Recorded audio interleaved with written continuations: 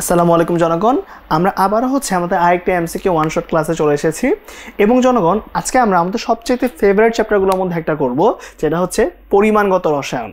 এবং পরিমাণগত রসায়নের আমাদের বড় বড় ম্যাথগুলো কীভাবে ছোট করে করা যায়, কীভাবে শর্টকাট টেকনিক করা যায়, সেগুলো একটু শিখে ফেলবো। এটা যে শুধু এইচএসসির জন্য দরকার এরকম কিন্তু না, আমাদের কিন্তু যখন অ্যাডমিশনে যাব আমরা ঠিক এই শর্টকাটগুলো ব্যবহার করে কিন্তু আমাদের ম্যাথগুলো করতে হয়। সো আমরা সবসময় ট্রাই করব যেন আজকে যে ম্যাথগুলো করতেছি সেগুলো যেন তোমরা ভালো করে শিখো। কারণ কি? কারণ ওটা যে শুধু এইচএসসির এমসিকিউতে হেল্পফুল হবে এরকম না, এটা কিন্তু তোমাদের আবার পরবর্তীতে যখন তোমরা ইঞ্জিনিয়ারিং অ্যাডমিশনে যাবা বা ভার্সিটি অ্যাডমিশনে যাবা তখন ওই শর্টকাটেই তোমাকে ম্যাথগুলো করতে হবে। সো আমরা এখনই শিখে ফেলবো ইনশাল্লাহ, যেন ওইটা আমাদেরকে আরেকটু এজ দিয়ে দেয় এক্সামে। ঠিক আছে? সো জনগণ, আমরা দেরি করব না, শুরু করে দেই। তো আমরা প্যাটার্ন সবাই জানি যে ফার্স্ট আমরা কোয়েশ্চেন অ্যানালাইসিস করব, তারপর টপিক ওয়াইজ পড়াশোনা করব, এরপরে বোর্ডে যত রকম কোয়েশ্চেন এসেছে তার মোটামুটি একটা সুন্দরভাবে করে ফেলার চেষ্টা করবো যেন সবগুলো টাইপ কভার হয়ে যায়। হ্যাঁ, তো আমরা দেরি না করি, শুরু করে দিই। শুরুতে আমরা যেটা পড়বো সেটা আমাদের টাইপগুলো। এই টাইপগুলোর মধ্যে খেয়াল করেন আমাদের এই পেজে 4টা টাইপ আছে। প্রথমে রাসায়নিক গণনা ও গ্যাসের মোলার আয়তন, তারপরে আছে দ্রবণের মোলারিটি, যেটাকে আমরা ঘনমাত্রা হিসেবে প্রকাশ করবো আর কি, মোলারিটি, নরমালিটি, যেটা শর্ট সিলেবাসে আছে। এরপর কি আছে? অম্ল ক্ষার প্রশমন বিক্রিয়া এবং প্রশমন বিন্দু। এই যে তোমরা পড়ছো না যে ভাই ফেনফথিলিন ইউজ করা হয়, তারপর কি ইউজ করা হয়, মিথাইল অরেঞ্জ ইউজ করা হয়, মিথাইল রেড ইউজ করা হয়, ওইগুলো আর কি। আর তারপরে কি আছে? তারপর আছে জারণ বিজারণ বিক্রিয়া। নর্মাল আগে ডেফিনেশনটা পড়বো এবং এখান থেকে প্রচুর কোয়েশ্চেন আসে যে নিচের কোনটি জারণ হয়েছে, নিচের কোনটি বিজারণ হয়েছে, নিচের কোনটি জারক, নিচের কোনটি বিজারক, এইগুলো আসে পরীক্ষায়। হ্যাঁ, এবং তার পরবর্তীতে আছে এই পেজটার মধ্যে জারণ বিজারণ অর্ধবিক্রিয়ার মাধ্যমে আমাদের সমতাকরণ। ঠিক আছে? এই সমতা তোমরা অনেকবার করে এসেছো, বাট আমরা এখানে কিন্তু সমতাটা শর্টকাটে শিখবো। ঠিক আছে? আমরা সমতাটা শর্টকাটে শিখবো এবং তারপরে প্রশমন বিন্দুটার মধ্যে ব্যবহার করে আমরা নির্দেশকের ভূমিকাগুলো পড়ে ফেলবো, যে আসলে কিভাবে জিনিসগুলো কাজ করতেছে, গ্রাফ সহ পড়ে ফেলবো। এবং তার পরিবর্তিতে আমরা নির্দিষ্ট ঘনমাত্রা দ্রবণ তৈরি করব, যেটা আমরা 9-10-এ করে এসেছি। এবং লাস্টে এসে আমরাও যে এইমাত্র যে টাইট্রেশন পড়ছি সেগুলো টাইট্রেশন পড়ে ফেলবো, অ্যাসিড বেস টাইট্রেশন পড়বো এবং জারণ বিজারণ টাইট্রেশন পড়বো। ঠিক আছে? সো এই আমাদের ওভারঅল চিন্তা ভাবনা এবং এটা দিয়ে আমরা ইনশাআল্লাহ সবগুলো টপিক কভার করার চেষ্টা করব। এবং 9টা টপিক আছে এখান থেকে, এবং 9টা টপিকের মধ্যে সবচেয়ে বেশি এক্সামে আসা ঘনমাত্রা, তারপরে আসা পরীক্ষায় আমাদের জারণ বিজারণ, তারপরে আমাদের আসা অ্যাসিড বেস, এবং মাঝে মাঝে আরেকটা কোশ্চেন আসলে আমাদের কোশ্চেনটা চলে আসে নির্দেশক থেকে। সো মোটামুটি 4টা থেকে 6টা এমসিকিউ আসে এখান থেকে। আমরা ইনশাল্লাহ আজকে ক্লাসটা করলে সবগুলো এমসিকিউ পরীক্ষায় পারবো। ওকে? আমি বলতেছি না সরাসরি কমন আসবে, বাট আমি বলতেছি যে এই টাইপটা বুঝে বুঝে বুঝে বুঝে করতে পারলে ইনশাল্লাহ এখান থেকে এর বাইরে আসলে আর কিছু আসার নাই, যদি তুমি বুঝে বুঝে করতে পারো। ওকে, আমরা তাহলে ক্লাসটা শুরু করে দিই। তো প্রথমেই আমরা একটু দেখে ফেলবো মোল নাম্বারকে নিয়ে। মোল নাম্বার কি? N equals to W/M, N/Na, V/2.4, SV, PV/RT। কখন N/N ইউজ করতে হয়? যখন কোয়েশ্চেনের মধ্যে অণু অথবা পরমাণু এগুলা নিয়ে আমরা কাজ করতেছি। তাহলে ভাইয়া W/V কখন, W/M কখন, সরি W/M যখন কোয়েশ্চেনে ভর গিভেন থাকবে। আর V/2.4 কখন? যখন আমরা STP-তে ভলিউমকে নিয়ে কাজ করি। আর SV কখন? যখন তোমার কোয়েশ্চেনের মধ্যে ঘনমাত্রাকে নিয়ে কাজ করতে বলছে। আর লাস্টে PV/RT কখন? যখন তোমার প্রেসার আর টেম্পারেচার একসাথে চেঞ্জ হচ্ছে বা ভ্যালু দেওয়া আছে। এগুলো হইলে আমরা আমাদের এই ভ্যালুগুলো ইউজ করে থাকি। এখন আমাদের যেটা লাগবে সেটা ভাইয়া যে সহগুণপাত সূত্র লাগবে। ব্যাপারটা এরকম যে ধরো তোমার কাছে 2KClO3 আছে, এখান থেকে 2KCl এবং 3 অক্সিজেন তৈরি হয়েছে ধরে নাও। হ্যাঁ, এবার রুলটা এরকম, তুমি যদি প্রত্যেকটার মোল নাম্বার নাও, ধরো KClO3 এর মোল number N of KClO3, KCl এর মোল number N of KCl, O2 এর মোল নাম্বার N of O2। তাহলে রুলটা প্রত্যেকটার মোল নাম্বারকে তুমি যদি তার সহগ দিয়ে ভাগ দিয়ে দাও তাহলে যে অনুপাতগুলো আসবে সেই অনুপাতগুলো পরস্পর সমান।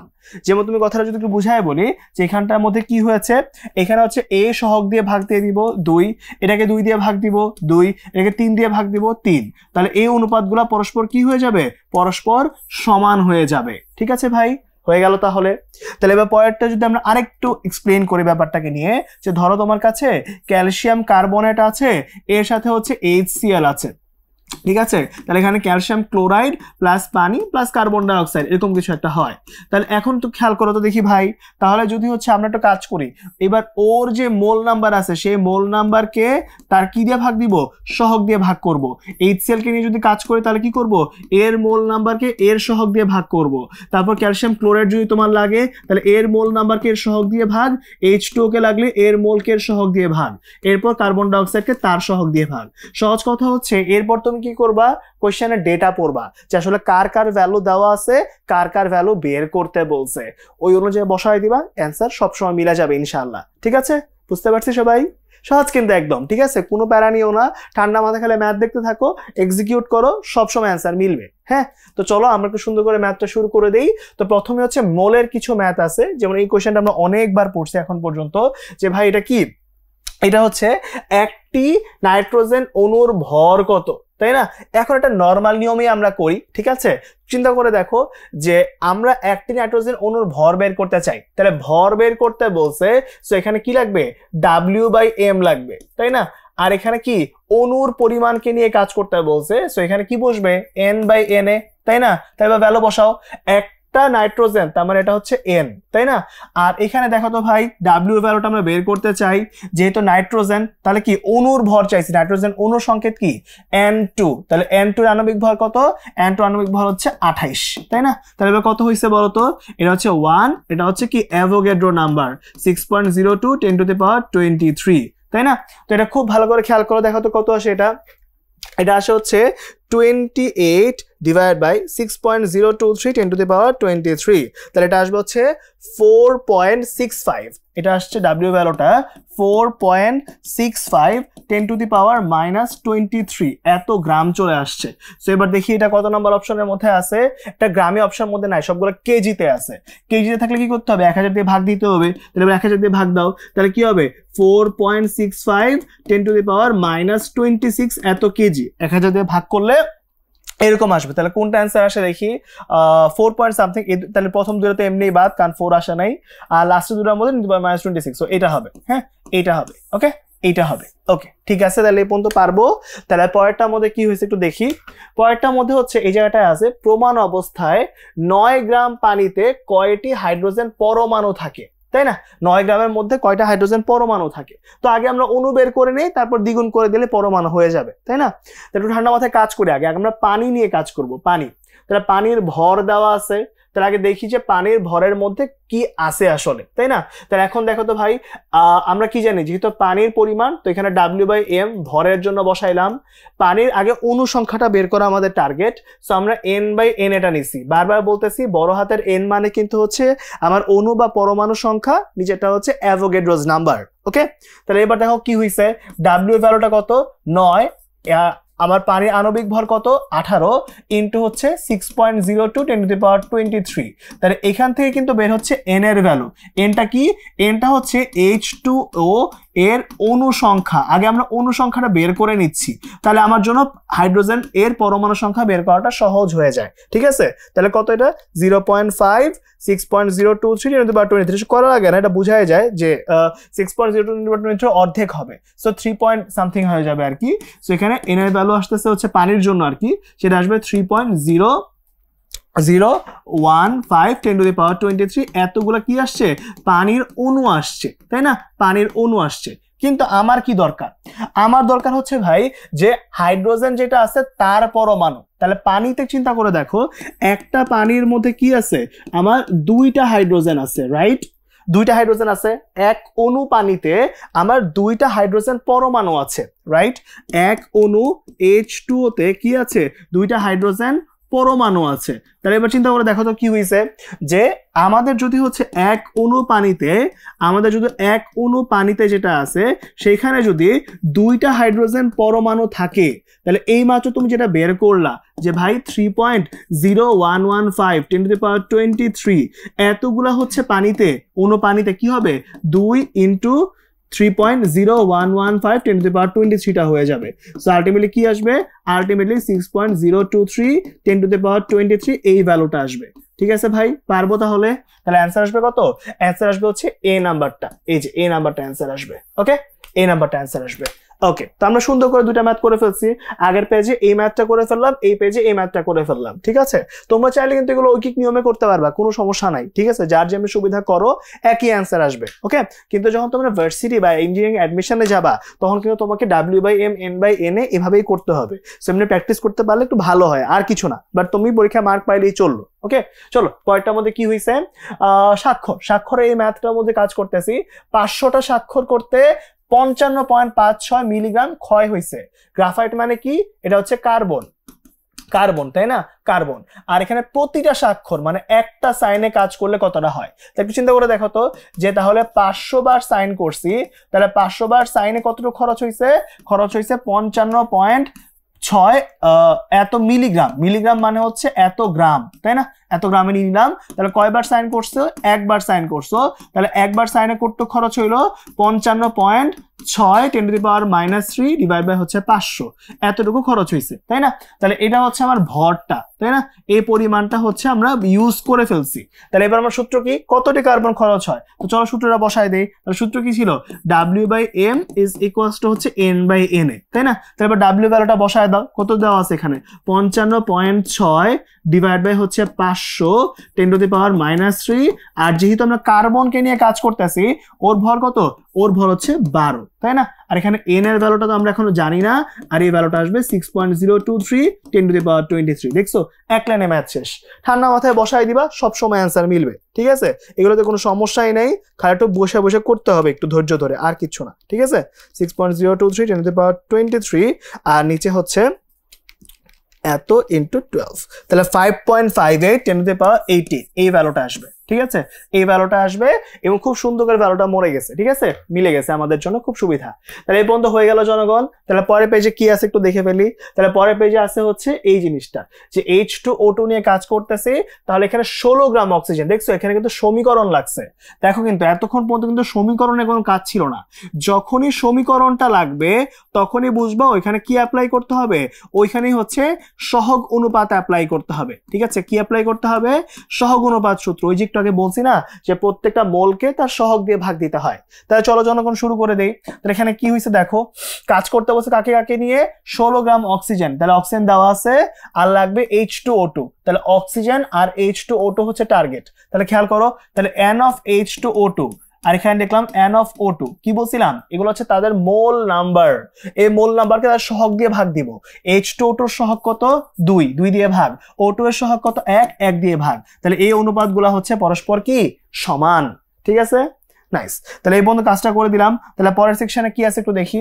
কোশ্চেনের মধ্যে দুই কেসে ভর ইউজ করতে বলছে, তাই না, যেহেতু ভর তাহলে অবশ্যই কি ইউজ করতে হবে, N = W/M, তাই না। তো এবার দেখো, H2O2 এর ক্ষেত্রে কিন্তু এই যে হাফ আকারে লিখে দিলাম, আর এখানে কি ও W/M বসবে। তাহলে W তো আমাদের বের করতে বলছে, ওর আণবিক ভর কত, 16 দুগুণে 32 আর 2 যোগ করলে 34। অপর দিকে আবার এখানেও কত, এখানেও সেম 1/1, এটাকে সামনে এনে নিলাম আর কি, আর W/M। তাহলে ওর W দেওয়া আছে 16, আণবিক ভর কত, 16 দুগুণে 32, তাই না। সুন্দর করে মিলে গেছে। এবার সুন্দর করে ক্যালকুলেশন করে ফেলো, অ্যান্সার চলে আসবে এখান থেকে। ঠিক আছে, তাহলে কি আসে একটু দেখি, ইন্টু 34 গ্রাম আসে মনে হয়। ঠিক আছে, তো এটা যদি সলিউশন করো তাহলে এখানে W ভ্যালুটা মানে এটা ইজিলি করা যায়, এটা ক্যালকুলেশন করা সব লাগবে না।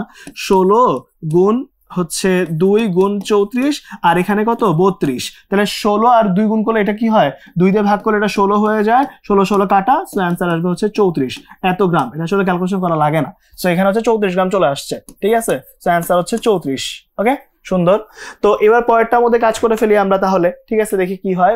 পরেরটার মধ্যে হচ্ছে এবার বলছে অ্যামোনিয়াম ক্লোরাইড যেটা আছে, তার মানে NH4Cl, আর এর পরিবর্তে বিক্রিয়া হয়েছে ক্যালসিয়াম অক্সাইডের সাথে। তাহলে বিক্রিয়া ক্যালসিয়াম অক্সাইডের সাথে উৎপন্ন হবে কি কি, ক্যালসিয়াম ক্লোরাইড প্লাস পানি প্লাস হচ্ছে কি, প্লাস হচ্ছে অ্যামোনিয়া গ্যাস, এটা তৈরি হবে। তো এখন একটু দেখে ফেলি আমরা, যে এখানে ফার্স্ট অফ অল এখানে কি আছে দেখো, ক্যালসিয়াম ক্লোরাইড 2টা Cl আছে, সো আমি 2টা Cl কে গুণ দিয়ে দিলাম, সো নাইট্রোজেন 2টা হয়ে গেছে, এটা এবার দ্বিগুণ করে দিব। তাহলে দেখো তো মিলে কিনা, নাইট্রোজেন 2টা, হাইড্রোজেন 8টা, এখানে 6টা প্লাস 2টা 8টা, ক্লোরিন 2টা মিলছে, ক্যালসিয়াম একটা মিলছে, সব মিলছে। ঠিক আছে, তাহলে এবার দেখি কোশ্চেনের পরে কি বলছে। পরে বলছে হচ্ছে যে, পরে বলছে যে এখানে অ্যাসটিভিতে এতটুকু অ্যামোনিয়া আছে, আর কি বলছে বলছে যে প্রস্তুত করতে ব্যবহৃত ক্যালসিয়াম অক্সাইডের পরিমাণ কত, ক্যালসিয়াম অক্সাইডের পরিমাণ কত, ঠিক আছে। তাহলে এবার ক্যালসিয়াম অক্সাইড আর হচ্ছে এখানে কি অ্যামোনিয়া, এগুলোকে নিয়ে কাজ করতে বলছি। তাহলে চলেন তো জনগণ এখানে কি করে একটু দেখে ফেলি। তাহলে এখানে কি first of all N of calcium অক্সাইডকে তার সহগ দিয়ে ভাগ, এন অফ অ্যামোনিয়াকে তার সহগ দিয়ে ভাগ। তাহলে এখানে কি কি হইলো, এবার এই সাইডটুকুর ভিতরে ওর বের করতে হবে ভর, তাই না, কি পরিমাণটা লাগবে ভর। তাহলে এবার কি হচ্ছে W/m, তাহলে ডাব্লিউটা বের করতে চাই। এবার ক্যালসিয়াম অক্সাইডের আণবিক ভর 40 যোগ 16, ক্যালসিয়ামের জন্য 40 আর অক্সিজেনের জন্য 16, সেখানে 56। হ্যাঁ, আর এখানে কি হইলো হাফ আকারে লিখে ফেললাম। এবার ওর কি চাইছে দেখো, ওর কোয়েশ্চেনে কিন্তু আয়তন দেওয়া আছে, এসটিপি তে আয়তন মানে কি বলতো, n = কি বসাইতে হবে V/22.4। তাহলে এবার ভ্যালু বসাই দাও। তাহলে এখানে কি হলো V/22.4 বসবে। এখন V এর ভ্যালু কোশ্চেন কত দেওয়া আছে 44.8, তাহলে এটাকে রিপ্লেস করে দাও 44.8 কে দিয়ে, ঠিক আছে। তাহলে এবার কাটাকাটি করো, দেখো খুব ইজিলি মিলে যাবে। কেমনে মিলে একটু বলি, সেটা হচ্ছে এখানে কি 2 দিয়ে কাটলে এখানে থাকে হচ্ছে 22.4, 22 আর 22 কাটলে 1, সো এখানে W এর যে ভ্যালুটা আছে সেটা কিন্তু ইজিলি 56 গ্রাম বের করা যাচ্ছে, ঠিক আছে। শোনো, যারা হচ্ছে ভার্সিটি এক্সাম দিবা ওদের জন্য কিন্তু এরকম টাইপের ম্যাথগুলো খুবই ভালো, কারণ এই যে ছোট ছোট কাটাকাটিগুলো আছে না, এই কাটাকাটিগুলো কিন্তু ভার্সিটি পরীক্ষায় আসে, ঠিক আছে। এগুলো এখন তো একটু প্র্যাকটিস করে ফেললে ইনশাআল্লাহ ফাইনাল এক্সামের মধ্যে খুব ইজিলি পারা যাবে, ঠিক আছে। তাহলে কত হয় একটু দেখি, এখানে আসে হচ্ছে 56, এই যে এটা হচ্ছে আমার অ্যান্সার। সুন্দর। তাহলে পরেরটার মধ্যে কি হয়েছে একটু দেখে ফেলি আমরা। এখানের মধ্যে কি হয়েছে, এখানের মধ্যে হয়েছে যে প্রমাণ অবস্থায় 1 কেজি ক্যালসিয়াম কার্বনেট এবং HCl বিক্রিয়া। এখন দেখো ক্যালসিয়াম কার্বনেটকে নিলাম, এখানের মধ্যে হচ্ছে HCl কে নিলাম, তাহলে উৎপন্ন হইলো কি ক্যালসিয়াম ক্লোরাইড প্লাস পানি প্লাস কার্বন ডাইঅক্সাইড। যেহেতু হচ্ছে এখানে 2টা ক্লোরিন, তাই এখানে সামনে একটা 2 দিয়ে দিলাম। তাহলে এবার দেখো তো জনগণ কি হইলো, এবার তোমাকে বলছে ওর পরিমাণটা এবং ওর পরিমাণটা নিয়ে কাজ করতে। এবার দেখো এই ওর আণবিক ভর কত 100 গ্রাম, আর ওর এসটিপি তে আয়তন কত, ওর এসটিপি তে আয়তন হচ্ছে 22.4 লিটার, ঠিক আছে। এই শুরুতে কিন্তু প্রমাণ অবস্থা লেখা আছে, এটা মানেই কিন্তু এসটিপি, কেউ কিন্তু ভুল করো না, ঠিক আছে। ওকে, তাহলে এবার দেখো অনেকগুলো তো আমি বড় নিয়মে করে দিছি, এবার একটা হচ্ছে মানে শর্টকাটে করে দিছি, একটা হচ্ছে আমি একটু ঐকিক নিয়মে করে দিই যদি ইন কেস কারো অসুবিধা হয়। তাহলে আমি কি লিখতে পারবো, 100 গ্রাম ক্যালসিয়াম কার্বনেট এর মধ্যে কি আছে প্রমাণ অবস্থায় 22.4 লিটার কার্বন ডাইঅক্সাইড বিদ্যমান। তাহলে এবার কার জন্য লাগবে একটু দেখো, তোমার লাগবে হচ্ছে এবার লাগবে 1 কেজির জন্য। 1 কেজি মানে কত বলতো 1000 গ্রাম। সো এখানে 100তে কত, 1 এ কত, 1000 এ কত। সো 1000 গ্রাম ক্যালসিয়াম কার্বনেটের মধ্যে ভ্যালুটা আসতেছে 22.4 ইন্টু কি 1000 ভাগ হচ্ছে 100। কাটাকাটি করে ফেলো সুন্দর করে। তাহলে বলো 22.4 কে 10 দিয়ে গুণ করলে কত হবে 224 এত লিটার। এটা হচ্ছে আমার অ্যান্সার, ঠিক আছে। তাহলে এখানে অ্যান্সার হবে এই বি নাম্বারটা 224 লিটার। খুবই সুন্দর কিন্তু, হ্যাঁ ঠান্ডা মাথায় একটু করবো আমরা। ওকে, নাইস। তাহলে পরেরটা চলে যাব আমরা। তো এখন কি হয়েছে KClO3 ম্যাথে চলে আসছি আমরা। তাহলে এখানে কি 2 KClO3 ইজ ইকুয়ালস টু হচ্ছে তাপ দিছি, ফলে এখানে 2 KCl প্লাস 3 অক্সিজেনকে নিয়ে কাজ করতে হচ্ছে। তাহলে এবার একটু ঠান্ডা মাথায় দেখো, আমরা আবার যদি নিয়মে করে দেই, তাহলে এখানে কি একটা KClO3 এর আণবিক ভর হচ্ছে 122.6, তাহলে এখানে লাগতেছে 2 ইন্টু 122.6, আর এসটিপি তে আয়তন হচ্ছে 3 ইন্টু, আমরা জানি যে হচ্ছে 1 মোলের আয়তন হচ্ছে 22.4, তাহলে কি 3 মোলের আয়তন হবে 3 ইন্টু 22.4। তাহলে আমি কি বের করতে পারছি একটু দেখো, আমরা বলতে পারতেছি যে 2 ইন্টু 122.6 এত গ্রাম KClO3 থেকে আমরা পাচ্ছি 3 ইন্টু 22.4 লিটার এতটুকু অক্সিজেন পাচ্ছি। তাহলে কতর জন্য বের করব জনগণ, বের করব হচ্ছে 5 গ্রামের জন্য। সো 5 গ্রাম KClO3 এর জন্য কত আসতেছে, আসতেছে হচ্ছে 3 ইন্টু 22.4, তারপর কত 2 ইন্টু 122.6 ইন্টু কত ইন্টু হচ্ছে 5। সো দুইটা করলে কিন্তু একই অ্যান্সার আসবে, বুঝছো ভাই। ঠান্ডা মাথায় একটু কইরো, ইনশাআল্লাহ হচ্ছে সবসময় অ্যান্সার মিলে যাবে, অত প্যারার কিছু নাই, ঠিক আছে। 3 into 22.4 into 5 divide by 2 into 122.6, ঠিক আছে। তাহলে এখানে কত আসে, এখানে আসছে 1.37 এত লিটার অক্সিজেন আসে। বাট যদি অপশনগুলো একটু দেখো, তাহলে সবগুলো অপশনই কিন্তু হচ্ছে কিসে আছে, ml ইউনিট আছে, ml। তাহলে এটাকে লিটার থেকে ml এ নিতে হবে। তাহলে 1 লিটার সমান কি 1000 ml। সো এখানে কত আসবে, 1000 দিয়ে গুণ দিলে 1370 ml এরকম কিছু একটা চলে আসবে। তো দেখো তো 1370 ml কোথায় আছে, 1370 ml আছে হচ্ছে এই লাস্টেরটাতে, ঠিক আছে। আমরা দশমিকের পরের পয়েন্টগুলো একটু কম নিছিলাম তো আগেরটাতে, এখানে কিন্তু 1.37031 এরকম অনেক কিছু ছিল। সো করলে ওটাও মিলে যেত, ঠিক আছে। ওকে নাইস, তাহলে এই পর্যন্ত আমরা করে ফেললাম। পরেরটায় যাই তাহলে। এবার বলছে চুনা পাথরে একটা নমুনার মধ্যে 96%, মানে ও কিন্তু 100% বিশুদ্ধ নাই। ওর যদি তুমি 100 গ্রাম নমুনা নাও তার মধ্যে 96 গ্রাম বিশুদ্ধ আছে, বুঝছো? মানে লাইনটার মিনিং হচ্ছে এরকম যে যদি 100 গ্রাম নমুনা থাকে, 100 গ্রাম নমুনার ভিতরে চুনা পাথর তাহলে কতটুক আছে? চুনা পাথর আছে হচ্ছে 96 গ্রাম। এটা মিনিং হচ্ছে এইটা, ঠিক আছে ভাই? এরা মিনিং হচ্ছে এটা। তাহলে এবার দেখো তো কোশ্চেনের মধ্যে কি দেওয়া আছে, যে এবার লঘু এতটুকু চুনা পাথর নিছি, তার মানে কিন্তু এবার নমুনা চুনা পাথর 150 গ্রাম নিছো তুমি। তাহলে এবার 150 গ্রাম নমুনার ভিতরে চুনা পাথর আছে কতটুক? চুনা পাথর আছে 96 ডিভাইড বাই হচ্ছে 100 ইন্টু হচ্ছে কত? ইন্টু হচ্ছে 150, তাই তো এই ভ্যালুটা। তাহলে চলো ভ্যালুগুলো বসাই দিই। কত হয়? 50 দিয়ে কাটলে এটা হবে 3, এটা হবে 2, তাহলে 2 দিয়ে কাটলে এটা হয়ে যাবে 48। 48 গুণ 3 কত হয়? 48 দুগুণে 96, 3 48 হচ্ছে 144। 144 গ্রাম ক্যালসিয়াম কার্বনেট আছে, নিলাম। এবার পরেরটা কি করছি, যে এসটিপিতে কত লিটার কার্বন ডাই অক্সাইড বিদ্যমান? এসটিপিতে কত লিটার কার্বন ডাই অক্সাইড বিদ্যমান, ঠিক আছে? চুনা পাথর দ্রবীভূত করছে, তাহলে ক্যালসিয়াম কার্বনেট কে নিছি, তার সাথে হচ্ছে HCl কে নিছি। ফলে এখানের মধ্যে কি হয়েছে? এখানের মধ্যে ক্যালসিয়াম ক্লোরাইড হয়েছে, পানি হয়েছে, কার্বন ডাই অক্সাইড হয়েছে। তাহলে এবার দেখো এটাকে আমাদের আগের ম্যাথগুলোর মতোই না, হুবহু সেম জিনিস। যেখানের মধ্যে কি হয়েছে? ক্যালসিয়াম কার্বনেট যদি 100 গ্রাম তুমি নাও, 100 গ্রাম ক্যালসিয়াম কার্বনেট থেকে কি পাওয়া যাচ্ছে? 22.4 লিটার কার্বন ডাই অক্সাইড পাওয়া যাচ্ছে। তাহলে এখন তুমি কত পাইছো? 144। তাহলে 144 গ্রাম ক্যালসিয়াম কার্বনেটে কতটুকু পাওয়া যাচ্ছে? 22.4 ইন্টু 144 ভাগ কত? ভাগ হচ্ছে 100, ঠিক আছে? সুন্দর করে কাজটা করে ফেলো, তাহলে কিন্তু কাজটা হয়ে যাবে, ঠিক আছে? তাহলে কত আসবে এটা? 22.4, তাহলে এটা আসবে হচ্ছে 32.26, এটা আসবে হচ্ছে 32.256। এটা আসে, তোমরা এটাকে 26 ধরতে পারবা, হ্যাঁ? সো অ্যান্সার আসবে হচ্ছে সি নাম্বারটা। এই যে সি নাম্বারটা আমার অ্যান্সার। খুব ইজিলি মিলে যাচ্ছে না ভাই? খুবই সহজ জিনিসপাতি কিন্তু, ঠিক আছে? সো এই পার্টটুকু একটু ভালো করে দেখেন, তাহলে ইনশাল্লাহ হয়ে যাবে। সো আমরা আমাদের ফার্স্ট টপিকটা খুব সুন্দর করে পড়ে ফেলছি ইনশাল্লাহ। তো এখন যদি আমরা সামনে আগাই, তাহলে এবার চলে আসবো আমাদের সেকেন্ড টপিক, দ্যাট মিনস ঘনমাত্রায়। এখন ঘনমাত্রার মধ্যে হচ্ছে আমরা একদম সিচুয়েশন বেস জিনিসপাতি পড়বো, কারণ আহামরি কিছু নাই, তা না বুঝে ফেললে কাজটা হয়ে যাবে। তো এখানে খেয়াল করো, শুরুতেই কি আছে? শুরুতেই আছে হচ্ছে ভাই ডেসিমোলার দ্রবণের ঘনমাত্রা কত। এখন আমরা সবাই জানি ডেসিমোলার মানে কি? ডেসিমোলার মানে হচ্ছে 0.1, সেমিমোলার মানে কি? 0.5, তাই না? আমি সবগুলো লিখে দিই যে আমাদের যে সেমিমোলার আছে সেটা কত? সেটা হচ্ছে কিন্তু 0.5। আর এখানের মধ্যে শুধু মোলার জানি কত? শুধু মোলার হচ্ছে 1m, তাই না? তারপর কি হয়েছে? তারপর এখানের মধ্যে হচ্ছে ডেসিমোলার যেটা মাত্র পড়লা, সেটা কি? সেটা হচ্ছে আমাদের 0.1m, তাই না? আর লাস্টে কি আছে? সেন্টিমোলার। তাহলে সেন্টিমোলার জানি কত বলতো ভাই? সেন্টিমোলার কিন্তু হচ্ছে 0.01m, ঠিক আছে? এই প্রত্যেকটা মুখস্থ রাখতে হবে। ডেসিমোলার আসছে, সো অ্যান্সার কিন্তু বি নাম্বারটা হয়ে যাবে, ঠিক আছে? ঠান্ডা মাথায় পড়বো আমরা। তাহলে চলো এবার পরেরটায় চলে যাই। পরেরটার মধ্যে কি বলছে একটু দেখি।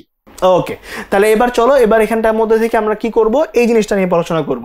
এটা আমরা সবাই পারি যে 250 ml সেন্টিমোলার। দেখছো এই যে আগের পেজে সেন্টিমোলার বলে আসছেন, ওটাই কিন্তু এখানে লাগতেছে 0.01m।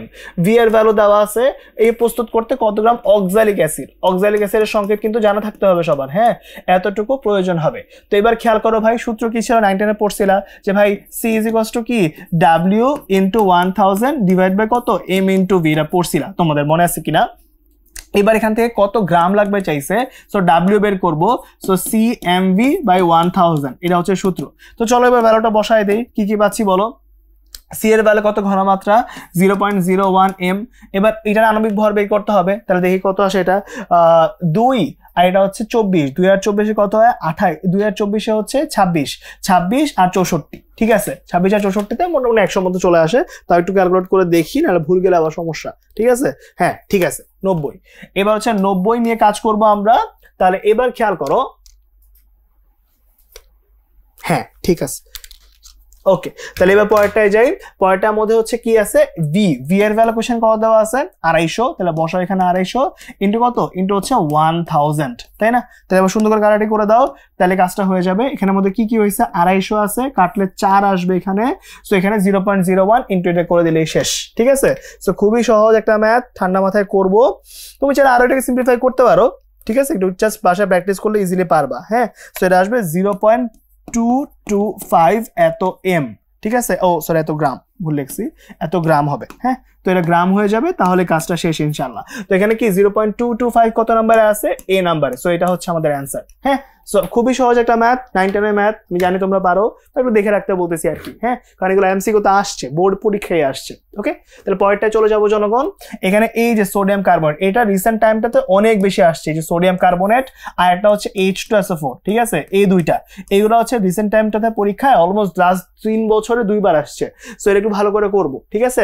আচ্ছা, এবার এখানে মধ্যে ওই আগের ম্যাথটাই ঠান্ডা মাথায় একটু তোমরা করো। এখানে W কি CMV ডিভাইড বাই 1000, এখানে সময় নষ্ট করতেছি না।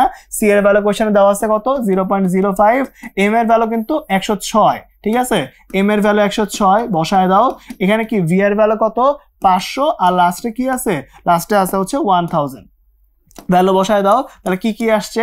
500 কাটাকাটি করলে হচ্ছে 2, কাটাকাটি করলে হচ্ছে এটা 58, ও সরি 53 এটা, হ্যাঁ 53। তাহলে এবার করে ফেলো, 53 ইন্টু 0.05, 53 ইন্টু 0.05, তো এটা বোঝা যাচ্ছে 2.65 আসবে, ঠিক আছে, 2.65 আসবে। এটা হচ্ছে আমার অ্যান্সার। ওকে, তো আমরা সুন্দর করে কাজটা করে ফেললাম। এবার তাহলে যদি একটু সামনে দিকে যাই, তাহলে কি পাই একটু দেখো। তাহলে আমরা পাই হচ্ছে এবার 24.5 গ্রাম এতটুকু H2SO4 বিশিষ্ট 250 ml দ্রবণ আছে। এই দ্রবণে আরো 250 ml যোগ করলে ঘনমাত্রা কত হবে? তাহলে ফার্স্ট ফেজের ঘনমাত্রা আগে বের করতে হবে। তাহলে চলো ঘনমাত্রা বের করে ফেলি। তাহলে আমার সূত্র কি ছিল? সূত্র ছিল হচ্ছে C is equals to হচ্ছে W into 1000 divided by M into V। তাহলে W এর ভ্যালু কত? W এর ভ্যালু হচ্ছে 24.5 into 1000। M এর ভ্যালু কত? M এর ভ্যালু হচ্ছে H2SO4 দিয়ে বললাম, এটা তাহলে কত? 98। V এর ভ্যালু কত? V এর ভ্যালু হচ্ছে 250। তাহলে আবার কাটাকাটি করে দাও, এটা চলে আসবে 4। তাহলে এখানে কত আসে? 24.5 এটা আছে, ও এটা তো 1 আসবে বোধহয়, কারণ 24.5 যেটা আছে এটা কেটে দিয়ে কাটলে 4 থাকে, 4 আর 4 কাটলে 1 থাকে, সেটা হচ্ছে 1M, ঠিক আছে। তো এখন সূত্র কি? পানি যোগ করলে, যখন আমরা দ্রবণ লঘুকরণ করি, যখন হচ্ছে দ্রবণ লঘুকরণ করি, তখন তার সূত্র কি হয়ে যায়? সূত্র হয়ে যায় হচ্ছে S1V1 is equals to হচ্ছে S2V2, তাই না? তাহলে এটাকেই হচ্ছে আমরা S1 ধরে কাজটা করব, এবং ওই সময় তার আয়তন কত ছিল? আয়তন ছিল হচ্ছে 250। তাহলে একটু খেয়াল করে দেখো তো, এর মধ্যে আরো 250 ml যোগ করছি, তাই না? এর মধ্যে আমরা আরো 250 ml যোগ করছি, আরো 250 ml যদি যোগ করো, তাহলে নতুন আয়তন কত হইলো? আগের থেকে ছিল 250, এখন আরো 250 যোগ করছো, তাহলে মোট আয়তন কি 500 হয়ে গেছে না? 500 হয়ে গেছে না? সো এবার ওই ভ্যালুটাই বসাবা, এটা হচ্ছে V2। তাহলে এবার S1 কত আসলো? S1 আসলো হচ্ছে 1, S1 আসলো হচ্ছে 1, আয়তন হচ্ছে 250 আসলো প্রথম কেসের জন্য, S2 আমি জানি না, সেকেন্ডে আয়তন হচ্ছে 500। তাহলে কত কত হয়? S2 is equals to 250 divide by 500। So বুঝা যাচ্ছে এটা 0.5 আসবে, ঠিক আছে, হাফ। তাহলে হাফের অ্যান্সার কত? হাফের অ্যান্সার হচ্ছে সি নাম্বার। ওকে, এই পর্যন্ত কাজটা করছি। তাহলে এই বন্ধু সুন্দর করে কাজটা হয়ে গেছে জনগণ, খুবই সুন্দর একটা জিনিস, পারবো আই গেস। তো এবার পরেরটায় যাই আমরা। হ্যাঁ, পরেরটার মধ্যে কি আছে একটু দেখো। 0.02 m ঘনমাত্রা ppm এর ঘনমাত্রা কত? শোনো ভাইয়া, যখন ppm বের করতে বলবে তখন এমসিকিউ সহজ শর্টকাট সূত্র হচ্ছে ppm is equals to হচ্ছে 10³ sm। বাই দ্য ওয়ে, যারা ppm একদমই চিনি না, ppm মানে হচ্ছে পার্টস পার মিলিয়ন। হ্যাঁ, পার্টস পার মিলিয়ন, এবং মাথায় রাখতে হবে এটা কি 1 ppm যে কথা, 1 মিলিগ্রাম পার লিটার সেম কথা, বাস এইটুকু হচ্ছে তার ডেফিনেশন। হ্যাঁ, তো এবার কি হইলো? এবার হচ্ছে ভাইয়া, এবার যখন তোমাকে এরকম ঘনমাত্রা থেকে ppm বের করতে বলবে, তখন সূত্র হচ্ছে 10³ ইন্টু sm। s মানে কি? s মানে হচ্ছে মোলারিটিতে ঘনমাত্রা, আর এখানে m মানে কি? m মানে হচ্ছে আণবিক ভর। যদি ইনকেস কেউ না জানে থাকি, তাহলে এবার এই সূত্রটা শিখে ফেলবো, ঠিক আছে। তাহলে এবার চলেন সূত্র বসাই। তাহলে এখানে ঘনমাত্রা দেওয়া আছে, তাহলে এটা হচ্ছে s, আণবিক ভর দেওয়া আছে, সেখানে m এর ভ্যালু হবে 106, তাই না? আর এখানে ppmটা বের করবো, চলো ভ্যালু বসাই। তাহলে 10³ ইন্টু s এর ভ্যালু কত? 0.025, আর আণবিক ভর কত? আণবিক ভর হচ্ছে 106, ভ্যালু বসায় দাও। তাহলে কি আসছে দেখো, তাহলে 10³ ইন্টু 0.025 ইন্টু 106, তাহলে এখানে যত চলে আসবে, এখানে চলে আসবে 2650 এত ppm, ঠিক আছে, 2650 এত ppm চলে আসবে। তাহলে অ্যান্সারটা কত আসতেছে? তাহলে এখানে অ্যান্সারটা আসতেছে হচ্ছে এই যে ডি নাম্বারটা 2650, ঠিক আছে, 2650 চলে আসতেছে। সো এই পর্যন্ত আমরা কাজটা করে ফেলছি ইনশাআল্লাহ। তো এবার যদি একটু সামনে আগাই, তাহলে কি হচ্ছে একটু দেখি। তাহলে এবার এ দ্রবণের শতকরা ঘনমাত্রা বের করতে বলছি। এ দ্রবণ দেখো কি আছে, এ এ দ্রবণে হচ্ছে H2SO4টা আছে, তাই না? H2SO4টা আছে এবং H2SO4 এর ঘনমাত্রা কোশ্চেন কত দেওয়া আছে? 0.2 m দেওয়া আছে, তাই না? তো এবার এই 0.2 m ঘনমাত্রা শতকরা ভ্যালু বের করতে বলছে। শোনো, শতকরা থেকে পার্সেন্টেজ থেকে আর কি, যদি এরকম x% W/V থেকে কখনো মোলারিটি বের করতে বলে, তখন সিস্টেমটা কি? সিস্টেমটা হচ্ছে S is equals to 10x/m, ঠিক আছে? এখানে m দ্বারা আণবিক ভর বোঝায়, x দ্বারা হচ্ছে পার্সেন্টেজের ভ্যালুটা বোঝায়। কিন্তু এখানে কোশ্চেনে চাইছে উল্টাটা। উল্টাটা কি চাইছে একটু দেখো, চাইছে হচ্ছে এ দ্রবণ যেটা, সে এ দ্রবণের ঘনমাত্রা বের করতে বলছে শতকরাতে। তাহলে এখন এখানে ঘনমাত্রা মানে S কিন্তু দেওয়া আছে, তাহলে এবার S এর ভ্যালু কত দেওয়া আছে? 0.2, 10 নিলাম, x এর ভ্যালু আমরা বের করব, m এর ভ্যালু কত? আণবিক ভর 98। তাহলে চলো x বের করে ফেলি। তাহলে কত কত আসে? 0.2 × 98 ভাগ হচ্ছে 10, ঠিক আছে? তাহলে সুন্দর করে ভ্যালু বসায় দাও। তাহলে কত কত আসে দেখো, দেখো কত আসে। এটা আসে হচ্ছে 0, মানে যদি আমরা 10 দিয়ে ভাগ করে দিই তাহলে 0.2 × 9.8 এরকম কিছু একটা আসে। সো এখান থেকে আমরা খুব ইজিলি করতে পারি যে 98 দুগুণে কত হয়? 98 দুগুণে হচ্ছে 196 হয়। সো কেউ যদি না পারি আমি তাও ভেঙে বলতেছি, 2/10 ইন্টু হচ্ছে 98/10। তাহলে এখানে 98 গুণ 2 করলে কত হয়? 196, 100, ঠিক আছে? সো 1.96 অ্যান্সার আসবে। শুধু শুধু আমি ফার্স্টে এখানে ভাঙলাম, ডাইরেক্ট ওই পর্যন্ত করলেই তো হইতো। যাই হইলে সমস্যা নেই, বুঝছো তোমরা, তাই না? ওকে আর কি, তাহলে 1.96 চলে আসবে আর কি, যেহেতু x এর ভ্যালু বের করতেছো। সো এটা কিন্তু পার্সেন্টেজ, সো অ্যান্সার আসবে 1.96 এত পার্সেন্টেজ। ঠিক আছে ভাই, পারবো? Okay nice. চলো তাহলে আমরা এই পর্যন্ত করে ফেলছি কিন্তু আমরা, হ্যাঁ। তো এবার পরের পেজে কি আছে একটু দেখে ফেলি। পরের পেজে এবার বলছে যে ভাই এবার যদি 10% HCl থাকে তাহলে ppm এর ভ্যালু কত? শোনো, ব্যাপারটা খুব সিম্পল ওয়েতে বলি, যদি x% W/V থেকে এখানে যদি মোলারিটি বের করতে বলে, মোলারিটি, তাহলে আমার সূত্র কি ছিল? মোলারিটি সূত্র ছিল হচ্ছে S is equals to 10x/m, তাই না? আবার তুমি ppm থেকে যখন তুমি মোলারিটি থেকে ppm বের করছো, তখন শর্টকাট সূত্রটা কি শিখে আসছো একটু আগেই, যে ppm is equals to 10³ sm। তাহলে তুমি যদি হচ্ছে কি করো, তুমি যদি হচ্ছে মোলারিটি আর পার্সেন্টেজ আর ppm এর সম্পর্ক স্থাপন করতে চাও, তাহলে কি করতে হবে তোমাকে চিন্তা করে দেখো তো। কি করতে হবে, যে তোমাকে এই মাত্র যে সূত্রটা তুমি লিখছো, এই যে 10³ sm, এই সূত্রটার s এর জায়গায় এই ভ্যালুটা বসাইতে হবে না? ঠিক, তাহলে বসায় দাও। তাহলে কি আসে? 10³ এখানে কত আসে? 10x/m ইন্টু হচ্ছে m। তাহলে এবার দেখো তো ভাই, কাটাকাটি করলে কি আসে? কাটাকাটি করলে m আর m বাদ, এখানে 10⁴ ইন্টু x আসে। ঠিক আছে ভাই? তাহলে যদি কেউ সরাসরি ppm থেকে পার্সেন্টেজ বের করতে চাও, তাহলে কি সূত্র? ppm is equals to কি? 10⁴ ইন্টু x, তাই না ভাই? তাহলে চলো এখানে পার্সেন্টেজ দেওয়া আছে, তাহলে এখানে কি বসাবো সরাসরি সূত্র বলো তো? ppm is equals to 10⁴ into x। তাহলে এবার 10⁴, x এর ভ্যালু কত? 10, তাহলে অ্যান্সার আসবে 10⁵। তাহলে বলো তো ভাই, এখানে আয়তন কি কোনো কাজে লাগছে? নাই, কারণ আয়তনটা এখানে আননেসেসারি, তোমাকে কনফিউজ করতে দিছে। ঠিক আছে ভাই, এখানে এই আয়তনটা কিন্তু ট্র্যাপ। ঠিক আছে, এটা দেখলে তোমার মনে হবে যে ভাই এটা কি কোথাও ইউজ করা যাবে? অ্যান্সার হচ্ছে না, এটা কিন্তু ইউজ করা যাবে না, দরকারও নাই। বুঝতে পারছি কথা? কারো কোনো কোয়েশ্চেন আছে? নাই। ওকে, চলো সামনে আগাবো। তাহলে পরেরটার মধ্যে কি আছে? পরেরটার মধ্যে আছে হচ্ছে লগে 1% যদি থাকে তাহলে এবার ঘনমাত্রা কি হবে? এতক্ষণ তোমাদেরকে শিখাইছি, এবার তোমরা এই ভিডিওটা পজ করে একটু কমেন্টে জানায় দাও যে ভাই এটার অ্যান্সার কোনটা হবে। হ্যাঁ, তোমরা একটু চেষ্টা করো, তারপর আমি করে দিচ্ছি।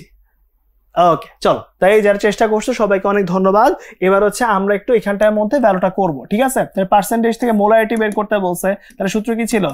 S equals to 10x/m। তাহলে কি হবে? 10 ইন্টু পার্সেন্টেজ 1 দেওয়া, আণবিক ভর 40, সো এখানে 1/4 আসবে। কারাটাই করলে বুঝতেই পারতেছো 1/4 মানে কত? 0.25 m। সো এটা ঠিক আছে, এটা ঠিক আছে। আর এটা ঠিক থাকা মানে কি? পরেরটা ঠিক নাই, বাদ। তাহলে এখানে কি ppm এরটাও বের করব। ppm থেকে পার্সেন্টেজ থেকে ppm বের করার শর্টকাট সূত্র আগের পেজে পড়ে আসছো, কি ছিল? 10⁴ ইন্টু x।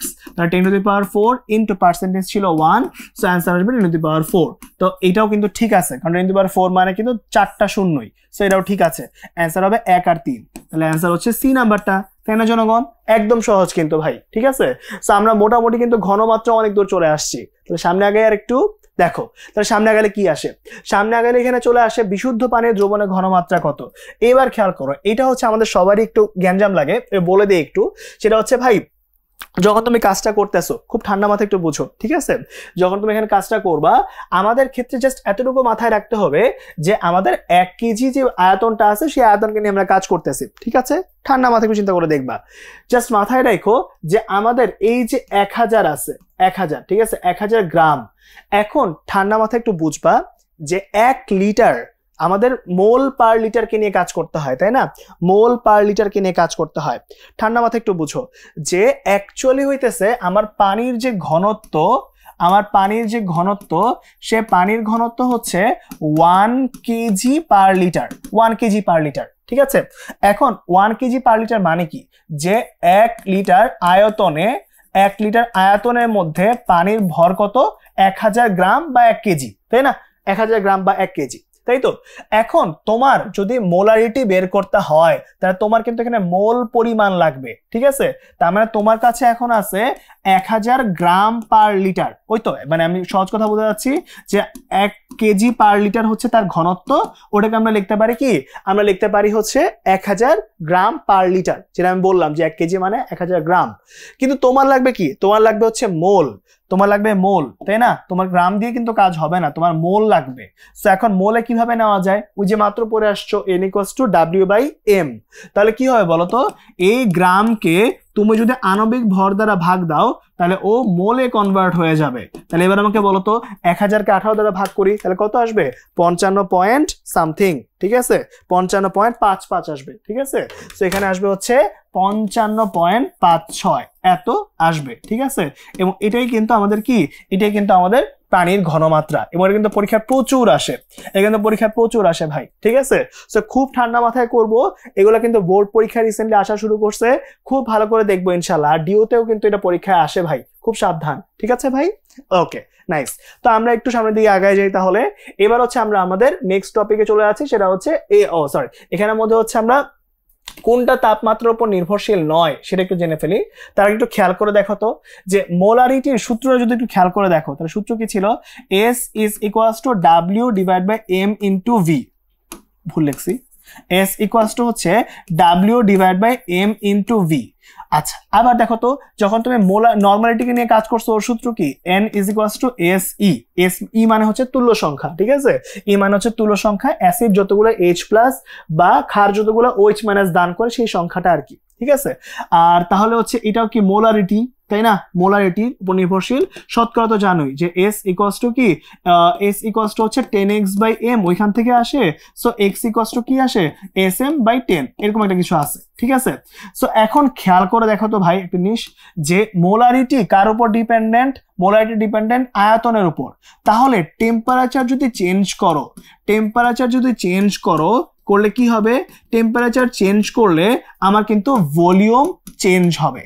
এখন ভলিউম যদি চেঞ্জ হয় তাহলে অবশ্যই কি হবে, তাহলে অবশ্যই মোলারিটি চেঞ্জেস, ঠিক আছে? তাহলে এবার আমাকে বলো তো ভাই, তার মানে কি, তার মানে হচ্ছে তাপমাত্রার উপর কিন্তু মোলারিটি ডিপেন্ড করতেছে। তাপমাত্রা বাড়াইলে কিন্তু মোলারিটি চেঞ্জ হইতে পারে, ঠিক আছে? সো এটা কিন্তু তাপমাত্রার উপর নির্ভরশীল, মানে এটা নেওয়া যাবে না। আর যেহেতু এই নরমালিটিও এই মোলারিটিকে ইউজ করতেছে, নরমালিটি কিন্তু মোলারিটির উপর ডিপেন্ডেন্ট, তো মোলারিটি নিজে আবার তাপমাত্রার উপর ডিপেন্ডেন্ট, তাহলে ওরাও কি তাপমাত্রার উপর ডিপেন্ডেন্ট হবে না? সেম জিনিস কিন্তু, কথা বুঝো, যেখানে যেখানে মোলারিটি আছে তারা সবাই কি তাপমাত্রার উপর নির্ভরশীল। কথা ক্লিয়ার? বুঝাইতে পারছি? যেহেতু টেম্পারেচার বাড়াইলে ভলিউম চেঞ্জ হয়, তাহলে অবশ্যই কি হচ্ছে, মোলারিটি চেঞ্জ হচ্ছে। আর যেহেতু মোলারিটি চেঞ্জ হচ্ছে তাহলে মোলারিটির উপর যা নির্ভর করে ওরাও চেঞ্জ হচ্ছে। তাহলে কি, যেসব জায়গায় তুমি মোলারিটি পাবা ওরা অলওয়েজ টেম্পারেচারের উপর নির্ভরশীল, অলওয়েজ টেম্পারেচার ডিপেন্ডেন্ট, ঠিক আছে? Always temperature dependent. সো এগুলাকে কিন্তু কাউন্টে আনা যাবে না। তাহলে মোলারিটি কি, মোলারিটি হচ্ছে আমার 1 কেজি, দেখো এটা কি, এটা হচ্ছে 1 কেজি যে দ্রাবক আছে, এই 1 কেজি দ্রাবকে কত গ্রাম দ্রব্য আছে সেই ভ্যালুটা। তাহলে দেখো তো দুইটাই হচ্ছে ভর, এটাও একটা ভর, এটাও একটা ভর। তুমি এবার যতই টেম্পারেচার চেঞ্জ করো ভরে কোনো চেঞ্জ হয়, ঠিক আছে? টেম্পারেচার চেঞ্জে ভরে কিন্তু চেঞ্জ হয় না, টেম্পারেচার চেঞ্জে ভর কিন্তু কি থাকে, সেম থাকে। সো আলটিমেটলি কিন্তু হচ্ছে এখানে কি হবে না, কোনো কিছু চেঞ্জ করা যাবে না। সো মোলারিটি কিন্তু টেম্পারেচার ইন্ডিপেন্ডেন্ট, মনে রাখবা যে মোলালিটি যেটা আছে ও কিন্তু টেম্পারেচার ইন্ডিপেন্ডেন্ট, ঠিক আছে, ইন্ডিপেন্ডেন্ট, ঠিক আছে ভাই, এটা কিন্তু মাথায় রেখো। ওকে, তাহলে অ্যান্সার হবে কি বি নাম্বারটা। পারবো সবাই জনগণ? দেখো তো, পারা যাবে। ওকে, নাইস। তো চলো পরেরটায় চলে যাই। এবার হচ্ছে আমাদের প্রাইমারি এবং সেকেন্ডারি স্ট্যান্ডার্ড পদার্থ। এটা এমসিকিউতে যে এতবার আসছে এটা আমি নিজেও খেয়াল করে নেই, তোমাদের জন্য স্লাইড বানাইতে গিয়ে তখন খেয়াল করছি যে ভাই এটা এতবার আসছে পরীক্ষায়। হোয়াটএভার, আমি জাস্ট বলে দিই তোমাদের যে কি পয়েন্টগুলো লাগবে সেই কি পয়েন্টগুলো বলে দিচ্ছি। ফার্স্ট অফ অল, যেগুলা প্রাইমারি, নামের মধ্যে আছে প্রাইমারি, ঠিক আছে, মানে ওরা হচ্ছে কি একদম বেসিক জিনিস, মানে ও সবকিছুর একদম ফান্ডামেন্টালে ও আছে। সো ও কি সবচেয়ে পিওর জিনিস হবে, তাই না? তাহলে কি হবে, ওকে প্রকৃতিতে বিশুদ্ধ অবস্থা সংরক্ষণ করা যাবে, সে পিওর, ঠিক আছে। তারপর কি, ও কার সাথে বিক্রিয়া টিক্রিয়া করবে না, কারণ পিওর বইলা সে আসলে কাউরে গোনে না, ঠিক আছে। আর লাস্টে কি আছে, যেহেতু ওর কোনো ভ্যালু চেঞ্জ হয় না, তাহলে ওরে দিয়ে প্রমাণ দ্রবণ কিন্তু ইজিলি তৈরি করা যাবে। কেন? কারণ ওর ঘনমাত্রা অনেকদিন পর্যন্ত অপরিবর্তিত থাকে, ঠিক আছে। যেহেতু ও পিওর মানুষ, সো কি ভাব নিয়ে থাকে, ওই কাউরে গোনে না, তাই ও কারোর সাথে কি হয় না, যুক্ত হয় না, তাই ওর ভ্যালু চেঞ্জ হয় না, ও যেমন আছে এমনই থাকে, ঠিক আছে। তো এখানে নিচে কতগুলো এক্সাম্পল আসে, এক্সামে সবচেয়ে বেশি আসা হচ্ছে এই এক্সাম্পল গুলা, ঠিক আছে।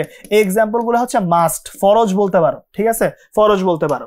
আর এই সাইডটুকুর মধ্যে কি আছে, এই সাইডটুকুর মধ্যে সিমিলার ওয়েতে হচ্ছে আমাদের কি আছে, যে সেকেন্ডারি, নামের মধ্যে আছে সেকেন্ড, সো ও হচ্ছে কি, ও হচ্ছে একটু বাটপারি করবে, তাই না? তো ও কি করে, ও হচ্ছে সব কখনো বিশুদ্ধ রূপে থাকে না, গ্যাঞ্জাম করে খালি, ও সবার সাথে বিক্রিয়া টিক্রিয়া করে ফেলে, ঠিক আছে।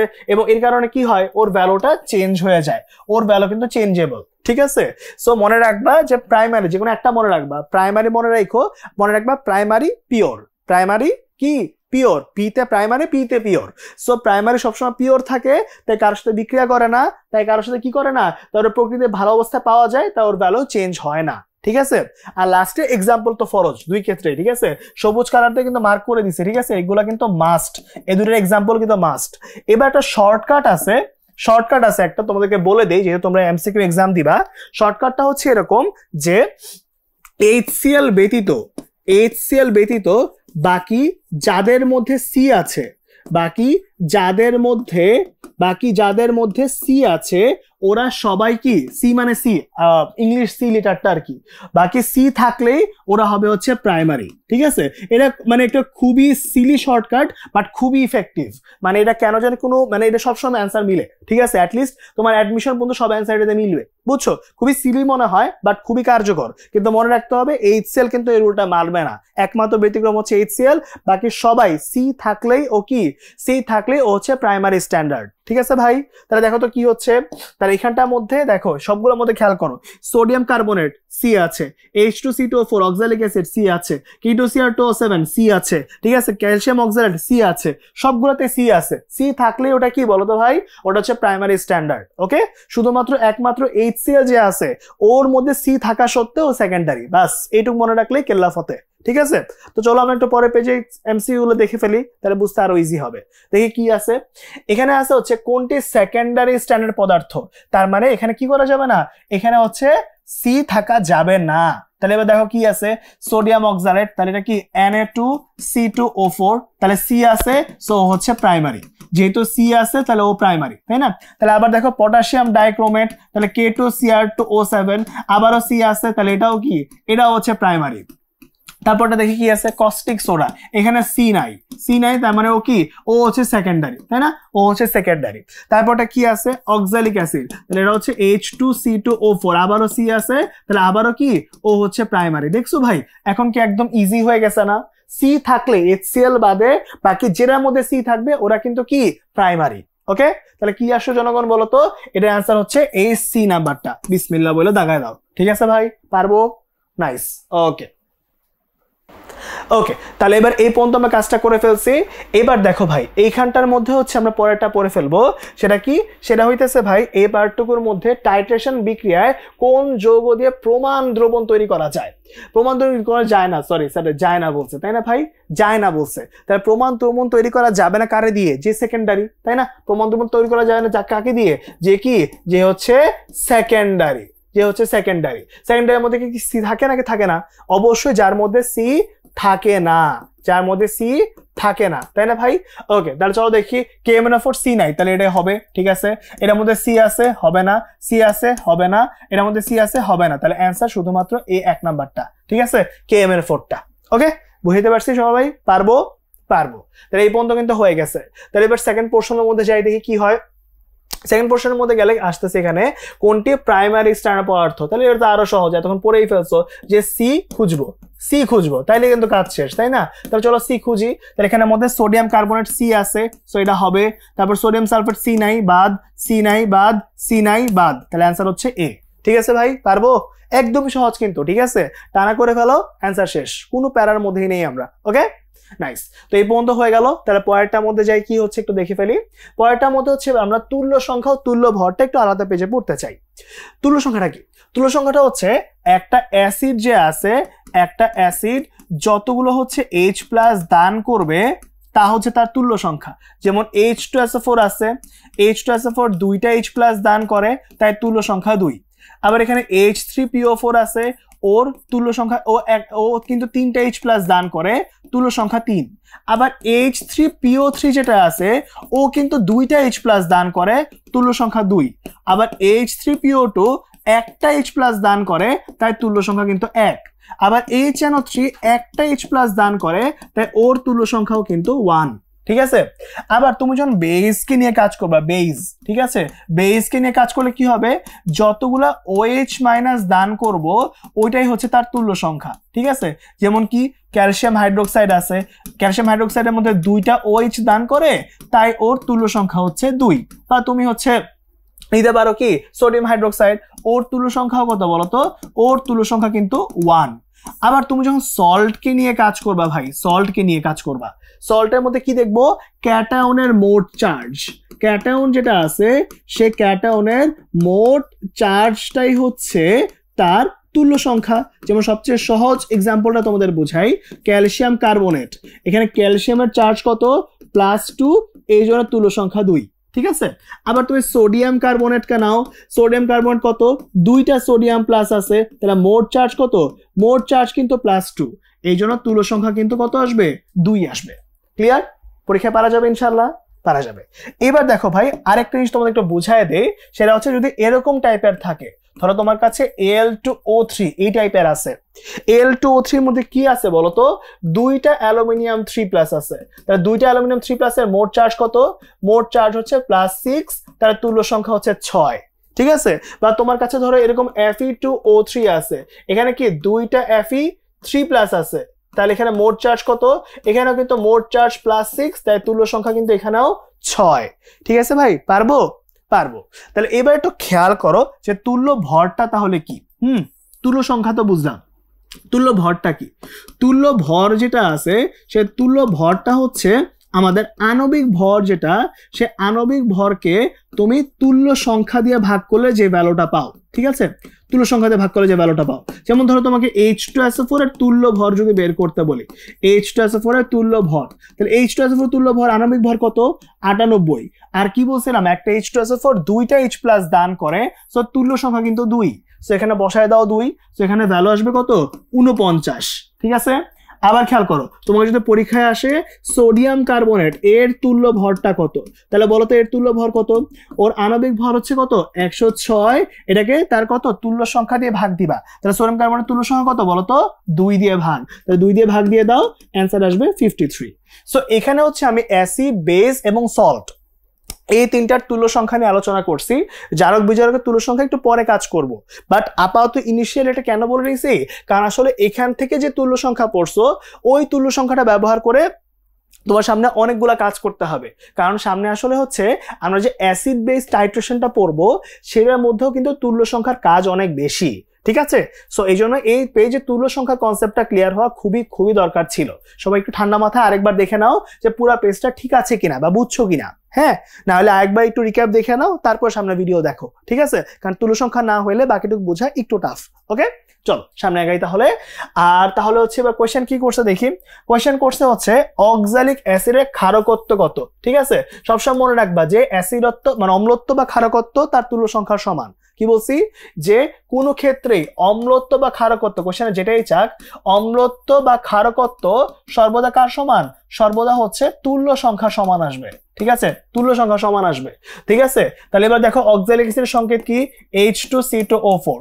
ও হচ্ছে দুইটা H+ দান করে, তাই তুল্য সংখ্যা হচ্ছে 2। তাহলে এখানে কত পাওয়া যাবে বলতো, পাওয়া যাবে হচ্ছে এখানে 2। এই যে এটা হচ্ছে আমার কি, এটা হচ্ছে আমার ক্ষারকত্ব। পারবো তাহলে জনগণ, পারবো। ওকে, নাইস, এই বন্ধ হইলো। তাহলে পরের পেজে কি আছে একটু দেখে ফেলি। পরের পেজে আছে অক্সিজেনের তুল্য ভর কত।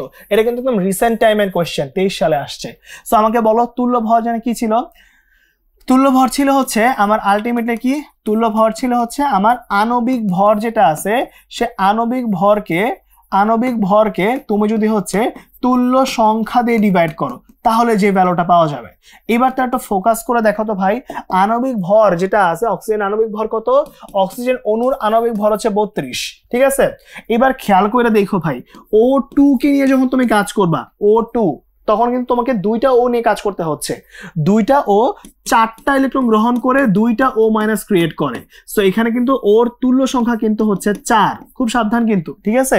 ওর তুল্য সংখ্যা কত, 4। যদি O2 অণু বলে তাহলে O2 অণু এর তুল্য সংখ্যা কত, 4 কিন্তু। সো এবার 4 দিয়ে ভাগ দিয়ে দাও, তো 4টা 32, 8 হবে আমার অ্যান্সার। ঠিক আছে ভাই, এখন কেউ যদি পরমাণু নিয়ে কাজ করতে চাও তাও কিন্তু 8ই আসবে। ঠিক আছে, কেউ যদি পরমাণু নিয়ে কাজ করো, যে ধরো আমি অক্সিজেন অণুর তুল্য ভর বের করবো না পরমাণুর তুল্য ভর বের করবো, তাহলে অক্সিজেন পরমাণুর ভর কত, 16, এবং তখন কি ও একটা 2 ইলেকট্রন গ্রহণ করে O2 মাইনাস হয়, তখন তুল্য সংখ্যা 2 হয়ে যায়। তো এখানে 2 তখন 8 আসবে। বাট কোয়েশ্চেন ভালো করে পড়বা যে আসলে O2 অণু বলছে নাকি কি বলছে। সবসময় অক্সিজেনের তুল্য ভর মানে হচ্ছে 8, এটা নিয়ে কোনো সমস্যা নেই। অক্সিজেনের তুল্য ভর মানে কত, 8। ঠিক আছে, তো এখানে তুল্য ভর আসবে 8, এটা নিয়ে কোনো সমস্যা নাই। ওকে, তুল্য ভর 8 ফিক্সড। ওকে, কিন্তু এখন তুল্য সংখ্যাটা তখন তুমি কোয়েশ্চেন ভালো করে পড়বা যে পরমাণু বলছে না অণু বলছে। যদি অক্সিজেন পরমাণু বলে তাহলে তুল্য সংখ্যা 2, যদি অক্সিজেন অণু বলে তুল্য সংখ্যা 4, বাট তুল্য ভর 2 কেসের জন্যই কত, 8। মনে থাকবে, সুন্দর কিন্তু। ওকে, নাইস। পরেরটা কি আছে একটু দেখে ফেলি। পরেরটা এবার আমরা পড়বো হচ্ছে অ্যাসিড ক্ষার প্রশমন। খুবই সহজ একটা জিনিস, খালি দুইটা কথা মনে রাখতে হবে তাইলেই চলবে। দেখো 1 নাম্বার কথা কি, 1 নাম্বার কথা হচ্ছে আমার summation of any acid is equals to হচ্ছে summation of any base plus basic salt plus কি, প্লাস হচ্ছে আমার মেটাল, সবকিছু এই সাইডে চলে আসবে। ঠিক আছে, মানে ধরো হচ্ছে একাধিক অ্যাসিড বেস যদি আসে, সোডিয়াম হাইড্রোক্সাইড অনেকগুলো যদি একসাথে আসে, ক্ষার অনেকগুলো আসলে ক্ষারের সাইডে যোগ হবে, এটা সাথে যোগ হবে, তাইলে কাজ শেষ। এন দ্বারা কি বোঝায়, এন দ্বারা বোঝায় হচ্ছে মোল নাম্বার, আর ই দ্বারা কি বোঝায়, ই দ্বারা বোঝায় হচ্ছে তুল্য সংখ্যা। ঠিক আছে, তুল্য সংখ্যা বোঝায়। যাকে এখন খেয়াল করো ভাই, এখানে সামেশন দ্বারা কি বোঝাচ্ছি, যোগফল। ঠিক আছে, যে ধরো তোমার একটা পাত্রের মধ্যে এরকম আসছে, একটা পাত্রের মধ্যে তুমি সোডিয়াম হাইড্রোক্সাইড দিছো, তারপর তুমি ধরো এখানের মধ্যে HCl দিছো, এরকম হচ্ছে ক্যালসিয়াম কার্বনেট দিছো, এরকম কি দিছো, এরকম ধরো হচ্ছে তুমি পটাশিয়াম হাইড্রোক্সাইড দিছো, এরকম এখানের মধ্যে H2SO4 দিছো, এরকম অনেকগুলো একসাথে আছে। তাহলে তুমি কি করবা, অ্যাসিড গুলোকে একসাথে নিবা, ক্ষার গুলোকে একসাথে নিবা, বাস এইটুকু হচ্ছে তোমার কাজ। ঠিক আছে, তাহলে একটু দেখো তো ভাই, এখানে অ্যাসিড গুলোকে আগে মার্ক করে ফেলো, অ্যাসিড হচ্ছে এই দুইটা আছে। তাহলে বলো HCl এর তুল্য সংখ্যা কত, 1, তাহলে N into HCl প্লাস, এবার কি H2SO4 তুল্য সংখ্যা 2, তাহলে 2 into N of H2SO4। তাহলে আর কোনো কি অ্যাসিড আছে, নাই। তাহলে এবার অ্যাসিডের পার্ট শেষ, তাহলে বাকি যারা আছে ওরা কি ক্ষার অথবা সল্ট। তাহলে এবার সুন্দর করে বসায় দাও, এটা তুল্য সংখ্যা কত, 1 into ওর মোল নাম্বার, এবার যোগ করে দাও। এবার কি ওর তুল্য সংখ্যা হচ্ছে +2, সেখানে কি 2 into N of calcium carbonate plus কি, প্লাস হচ্ছে পটাশিয়াম হাইড্রোক্সাইড একটা OH দান করে 1 into N of potassium hydroxide. বাস এইটুকু, আমি জাস্ট এতটুকু বুঝাতে চাইতেছি যে ভাই অ্যাসিডের সাইডে অ্যাসিড গুলো যোগ করবা, ক্ষারের সাইডে বা সল্টের সাইডে ওই জিনিসগুলো যোগ করে দিবা, তাইলে কাহিনী শেষ। ওকে, নাইস। তাহলে এবার সেকেন্ড পয়েন্টে চলে আসি। তাহলে সেকেন্ড পয়েন্টটা কি আছে? সেকেন্ড পয়েন্ট হচ্ছে দ্রবণের প্রকৃতি। যদি ইন কেস কোশ্চেনের মধ্যে দ্রবণের প্রকৃতি বের করতে বলে তাহলে সর্বদা কি বের করবা? H plus is equals two summation of any acid minus কি সামেশন অফ এনই বেস অথবা সল্ট, এটা নিয়ে কাজ করব, ঠিক আছে? আর নিচে আসবে সামেশন অফ ভি। যদি এই H প্লাস যেটা আসছে এটার ভ্যালু পজিটিভ হয় তখন দ্রবণ কি হবে? তখন দ্রবণ হবে অ্যাসিডিক এবং তখন তুমি পিএইচ এর ভ্যালু আসবে minus log of H plus বসায় দিবা, ঠিক আছে? আর যদি ইন কেস আমার H প্লাস এর ভ্যালুটা নেগেটিভ আসে, H প্লাস এর ভ্যালু নেগেটিভ আসে তখন দ্রবণটা হচ্ছে বেসিক, ঠিক আছে? তখন তোমাকে আগে OH মাইনাস বের করে নিতে হবে, আগে OH মাইনাসটা বের করে নিবা, বের করে নিয়ে তারপর কি আসবে? তারপর তুমি POH টাকে বের করবা যে minus log of OH minus, তারপর এখান থেকে কি করবা? PH এবং POH এর যোগফল যে 14 সেই ভ্যালুটা বসাবা, বাস এইটুক হচ্ছে কাজ। এবং এই দুইটা পয়েন্ট পড়লেই ইনশাল্লাহ অ্যাসিড ক্ষারের ম্যাথের পোর্শন পুরোটাই বাড়া যাবে, ঠিক আছে? আর একটাও লাগবে না। ওকে, ভালো মতন এই পেজের স্ক্রিনশট নিয়ে নাও, কারণ পরের পেজে প্রত্যেক পেজে আমরা এটাই ব্যবহার করব বারবার, ঠিক আছে? তো চলো জনগণ, এবার খুব সুন্দর করে হচ্ছে আমরা এই ভ্যালুগুলো ইউজ করা শিখে ফেলি। ওকে, নাইস। তো প্রথমে চলে আসি আমরা এই ম্যাথগুলোর মধ্যে, দেখি ম্যাথগুলোর মধ্যে কি আছে। ওকে, তাহলে এখানে ফার্স্টে আসা হচ্ছে কি সোডিয়াম কার্বনেটকে নিছি, প্রশমিত করতে এতটুকু H2SO4 নিছি, তাহলে অ্যাসিড কতটুকু লাগবে? খুব সুন্দর কোয়েশ্চেন। তাহলে কি আসবে? আমরা এক সাইডে নিব Ne অফ H2SO4, আর এক সাইডে কি নিব? Ne অফ কি? Ne of sodium carbonate. Summation লাগে নাই কেন? কারণ একটা একটা করেই আছে, আমার লাগে নাই, তাই না? তাহলে এবার তোমরা আমাকে বলো ভাই H2SO4 এর তুল্য সংখ্যা কত? দুইটা সোডিয়াম প্লাস, সো অবশ্যই ওর তুল্য সংখ্যা 2। হ্যাঁ, সো এবার বসাও 2। এবার ওর মোল সংখ্যা লাগবে, তাহলে বলো ঘনমাত্রার আয়তনটা দেওয়া। আচ্ছা আমি H2SO4 বসাই ফেলছি না, H2SO4 বসাই ফেলছি, সরি, ওই সাইডে বসবে। এখানে কি ওর তুল্য সংখ্যা 2, আবার এখানে ঘনমাত্রা আয়তন আছে, সো N = SV হবে, তাই না? তো এবার N = SV বসায় দাও। S এর ভ্যালু কত? 0.5, আর আয়তন কত? 10/1000, কারণ ওই যে আয়তনকে লিটারে নিতে হয়, ওই জন্য করলাম। আবার দেখি এই সাইডে কি আছে। এই সাইডে আছে হচ্ছে H2SO4, তাহলে ও দুইটা H প্লাস দান করে, সো ওর তুল্য সংখ্যাও 2। খুব ভালো কথা, তুল্য সংখ্যা 2। এবার কি জানতে চাইছে? ঘনমাত্রা মানে আয়তন দেওয়া আছে, সো আবারও N = SV বসবে। সো S এর ভ্যালু জানি না আমি, V এর ভ্যালু কত? V এর ভ্যালু হচ্ছে 12.6, আয়তনকে অবশ্যই লিটার নিতে হবে, তাই 1000। দুই সাইডে যেহেতু আয়তন লিটারে আছে তাই কাটাকাটি করে দাও, বাদ হয়ে যাবে। তাহলে এবার S এর ভ্যালু কত পাওয়া গেল? S এর ভ্যালু পাওয়া গেল 0.5 ইন্টু 10 ডিভাইড বাই কত? 2 ইন্টু 12.6। সুন্দর করে ভ্যালু বসায় দাও, অ্যান্সার চলে আসবে। শুরুতে হচ্ছে 2 আর 2 বাদ, তাহলে থাকে কত? 0.5 ইন্টু 10 ভাগ হচ্ছে 12.6। সো বুঝাই যাচ্ছে এর অ্যান্সার আসবে হচ্ছে 0.396। এর অ্যান্সার আসবে 0.396 এত এম। দেখছো কত সহজ একটা ম্যাথ, ঠিক আছে? জাস্ট 1-2 লাইন করলে কিন্তু অ্যান্সার মিলে যায়, খুবই জোস একটা ব্যাপার, তাই না? নাইস। তাহলে পরেরটা চলে যাই। পরেরটার মধ্যে কি আছে? এবার বলছে 100 ml ডেসিমোলার HCl, এতটুকু ডেসিমোলার সোডিয়াম কার্বনেট, তাহলে দ্রবণের প্রকৃতি। তাহলে কি বলছিলাম? প্রকৃতি বললে কি বের করব? H plus is equals two summation of Ni acid minus কি সামেশন অফ Ni বেস, এইটা বা সল্ট, এটাকে নিয়ে কাজ করব, তাই না? আর নিচে কি ছিল? Summation of V. তো চলো যে অনুযায়ী কাজ করছে ওটা অনুযায়ী বসাই দিই। তাহলে বলো এবার ফার্স্টেই তোমার কাছে HCl আছে, ও একটা H প্লাস দান করে, তুল্য সংখ্যা 1, তাই না? তাহলে এখানে বসায় দাও। ডেসিমোলার মানে তো আমরা জানি 0.1, রাইট? তাহলে কি কি আসে দেখো। তাহলে এবার 1 ইন্টু 0.1 ইন্টু 100/1000, তাই তো? 100/1000 ওটা করা যাবে, সবগুলো আয়তন একই, সো আয়তন দিয়ে আর ভাগ দিচ্ছি না, ঠিক আছে? মাইনাস করে দিলাম, এটা হচ্ছে 100 বসায় দিলাম। ওকে, তাহলে পরেরটা কি আছে একটু দেখো। পরেরটা সোডিয়াম কার্বনেট, ওর দুইটা সোডিয়াম প্লাস, তাহলে ওর কিন্তু তুল্য সংখ্যা 2, কারণ মোট চার্জ 2 আসছে, সো 2। এবার দেখো তো ডেসিমোলার মানে 0.1, আয়তন কত? 100 আবারও, আর নিচে কি সামেশন অফ ভি মানে দুইটা আয়তন যোগ করতে হবে, 100 প্লাস 100। তো এবার ক্যালকুলেটর বসায় দেখো, যদি ক্যালকুলেটরে পজিটিভ ভ্যালু আসে তাহলে দ্রবণটাও পজিটিভ, দ্রবণটা তাহলে অ্যাসিডিক, আর যদি নেগেটিভ ভ্যালু আসে তাহলে দ্রবণ কি হবে? নেগেটিভ। বুঝাই যাচ্ছে এটা, এখানে দ্রবণ নেগেটিভ আসবে, ঠিক আছে? দেখো সেকেন্ডটার ভ্যালু হচ্ছে বড়, সো বুঝাই যাচ্ছে নেগেটিভ একটা ভ্যালু আসবে।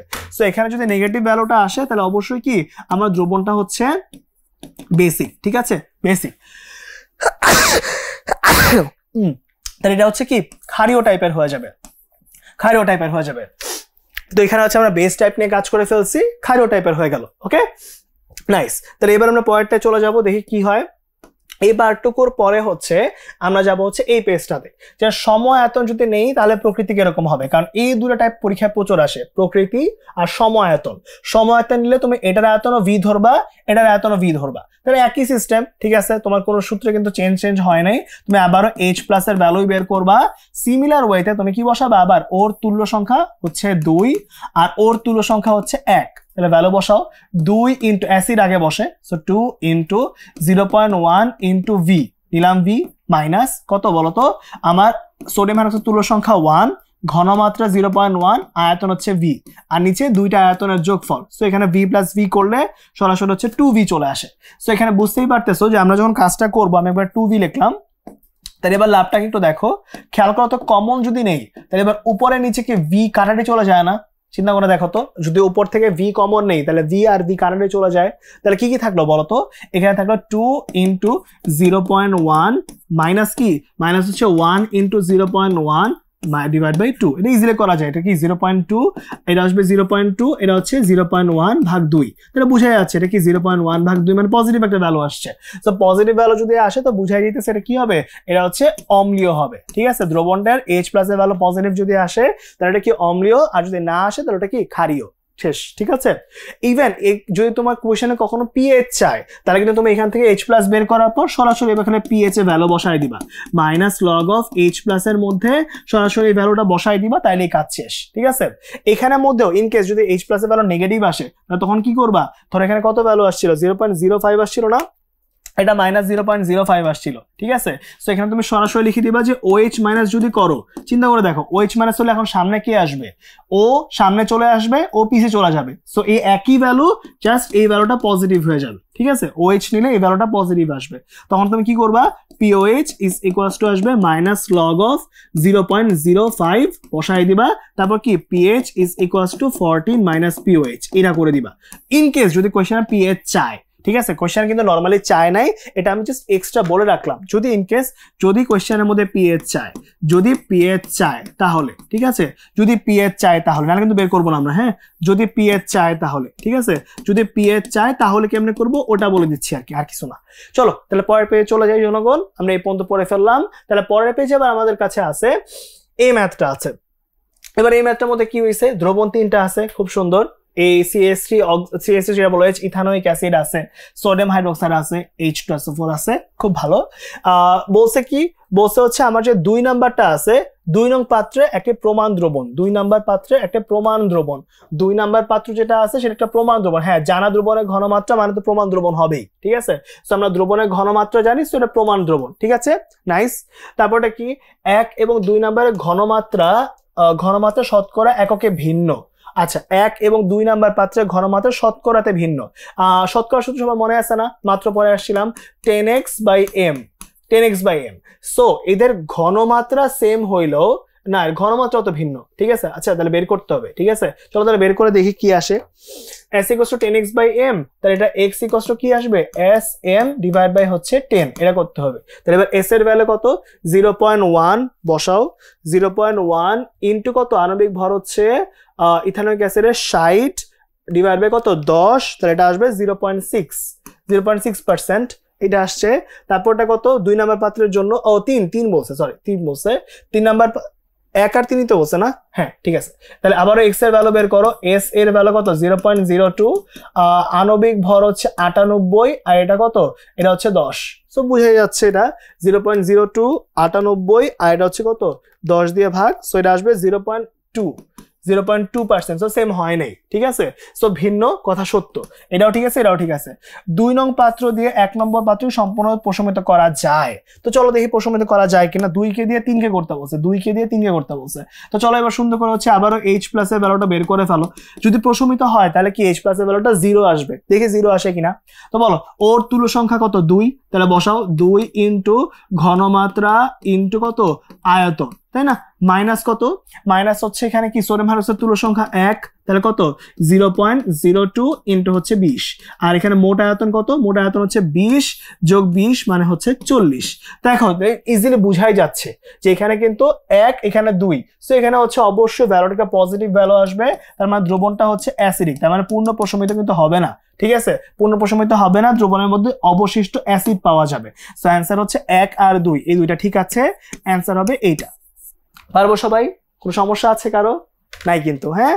আচ্ছা, তাহলে পরেরটা চলে যাই আমরা। পরেরটার মধ্যে কি বলছে দেখো, এবার অ্যাসিড ক্ষার পর্যন্ত আমরা পড়ছি, এবার আমরা চলে যাব অ্যাসিড ক্ষার প্রশমন বিন্দুর দিকে।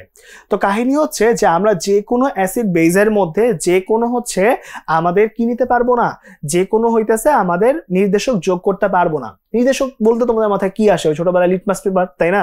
লিটমাস পেপারে কি হয়, লিটমাস পেপারে হচ্ছে ও অ্যাসিড যদি হচ্ছে ও ক্ষার যেটা আছে ও কি করে, লাল লিটমাসকে নীল করে ফেলে, ক্ষার হচ্ছে লাল লিটমাসকে নীল করে ফেলে, আর অ্যাসিড কি করে, নীল লিটমাসকে লাল করে ফেলে।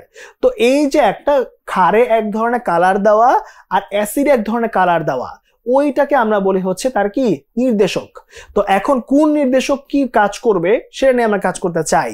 এখন তোমাদের জন্য যেটা লাগবে সেটা হচ্ছে ভাই অবশ্যই তোমার জানতে হবে যে আসলে কোন কোন নির্দেশক কোন কোন ক্ষেত্রে ব্যবহার করা যায়। তার আগে গ্রাফটা একটু বলে দেই, সেটা হচ্ছে যখন তুমি তীব্র অ্যাসিড এবং তীব্র ক্ষারকে নিয়ে কাজ করতেছো, তো দেখো শুরুতে হচ্ছে এই পয়েন্টটাতে তুমি একটা তীব্র বেসকে নিয়ে আসো, তীব্র বেস।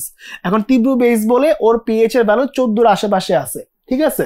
এখন তুমি তীব্র বেজের মধ্যে কি করছো, তীব্র বেজের মধ্যে হচ্ছে অ্যাসিড অ্যাড করছো, তীব্র বেজের মধ্যে কি অ্যাড করছো, অ্যাসিড অ্যাড করছো।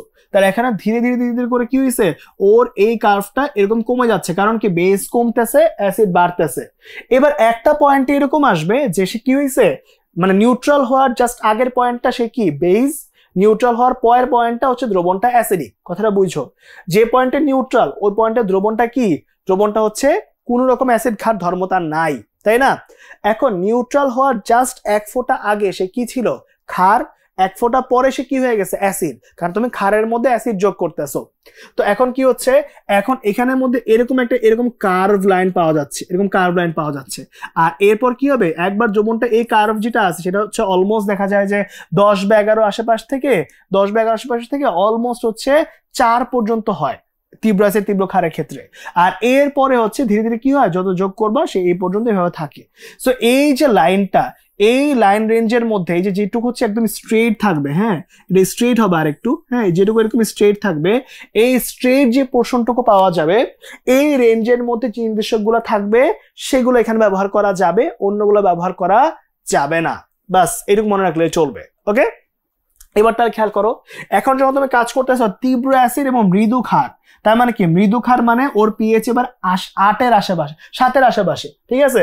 সো 7 এর আশেপাশে একটা পয়েন্ট থেকে তুমি শুরু করছো, এরকম ভাবে সে কি হবে, অ্যাসিড যোগ করার কারণে সেরকম কার্ভি হয়ে যাবে, এই পয়েন্ট থেকে সেরকম একটা স্ট্রেট লাইন নেমে যাবে আবারও সিমিলার ওয়েতে, ঠিক আছে। এরপর কি হবে, এরপর এখান থেকে আবার এরকম একটা ভ্যালু পাওয়া যাবে, ঠিক আছে।